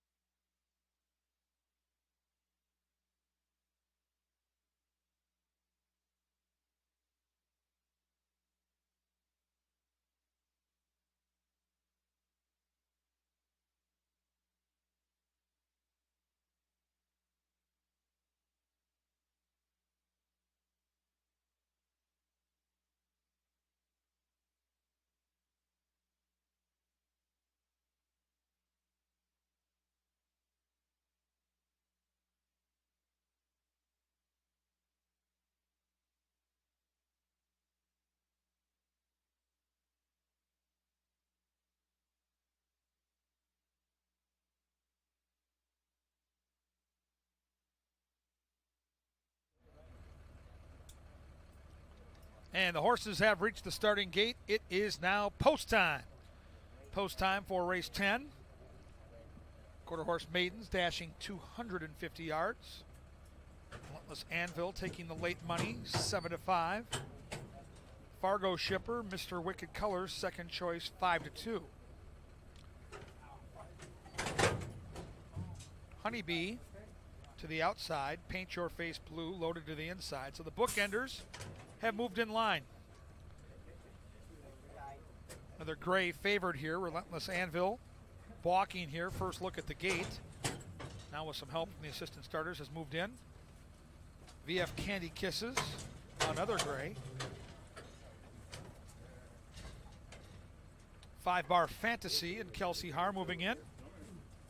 And the Fargo Invader, Mr. Wicked Colors, will be last in line. Getting set to close the show on this beautiful Thursday night. Good luck with your wagers. Quarter horses set to dash as Mr. Wicked Colors takes one more loop back behind the gate. Some coaxing now will move in. We got a horse back. 2-year-olds, the babies dashing 250. And here they are. There in the gate. And they're off. The favorite came off okay. Relentless Anvil has the early lead from VF Candy Kisses. The grays dominate early. Paint Your Face Blue on the inside. But look at this gray, Relentless Anvil, opening up. A good-looking winner indeed.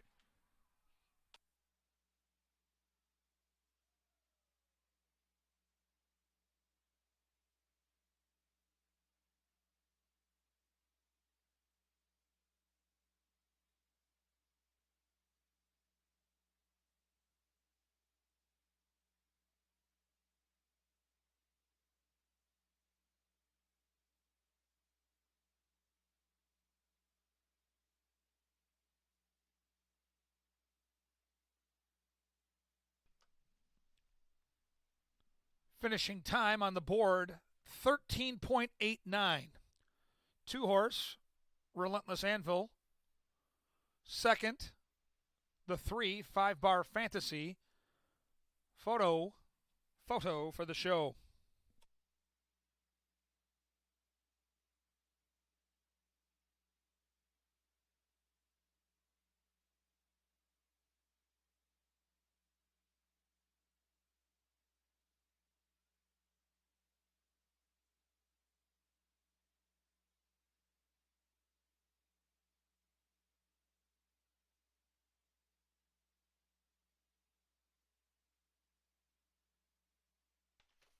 Photo sign is down.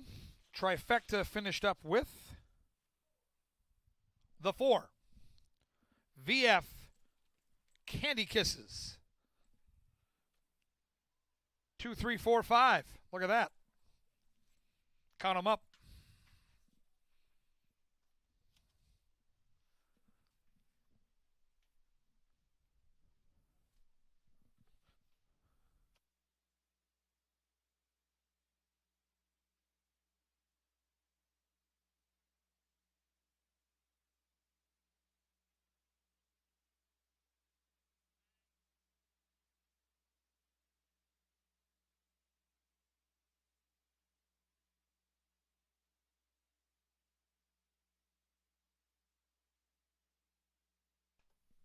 Race 10 official and cashable. $4 for your win ticket on Relentless Anvil. The exacta $6.40. That trifecta $14.45. 10-cent super $8.16. The double 4-2 $3.50. Back-to-back grays dominate the quarter horse double.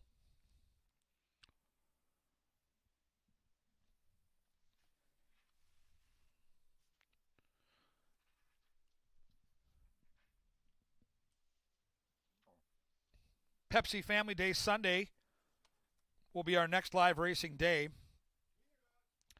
Wiener Dog Extraordinaire. Pony rides for the kids. Should be a spectacular Sunday. The forecast looks perfect. Come out and join us Sunday for Pepsi Family Day.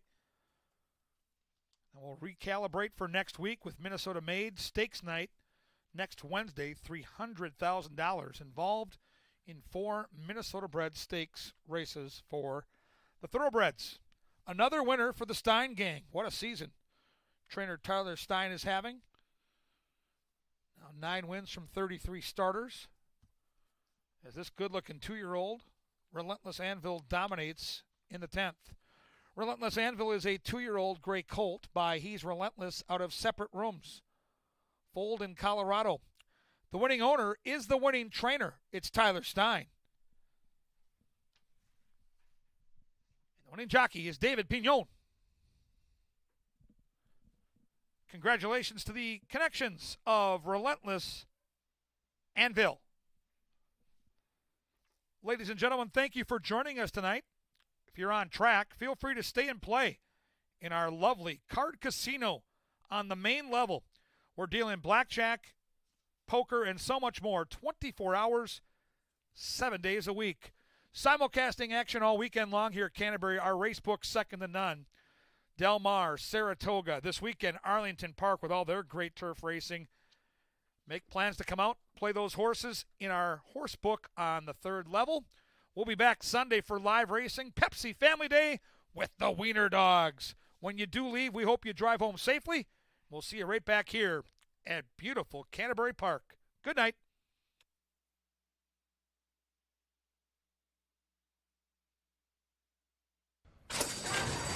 And they're off. The favorite came off okay. Relentless Anvil has the early lead from VF Candy Kisses. The Grays dominate early. Paint Your Face Blue on the inside. But look at this gray. Relentless Anvil opening up. A good-looking winner indeed.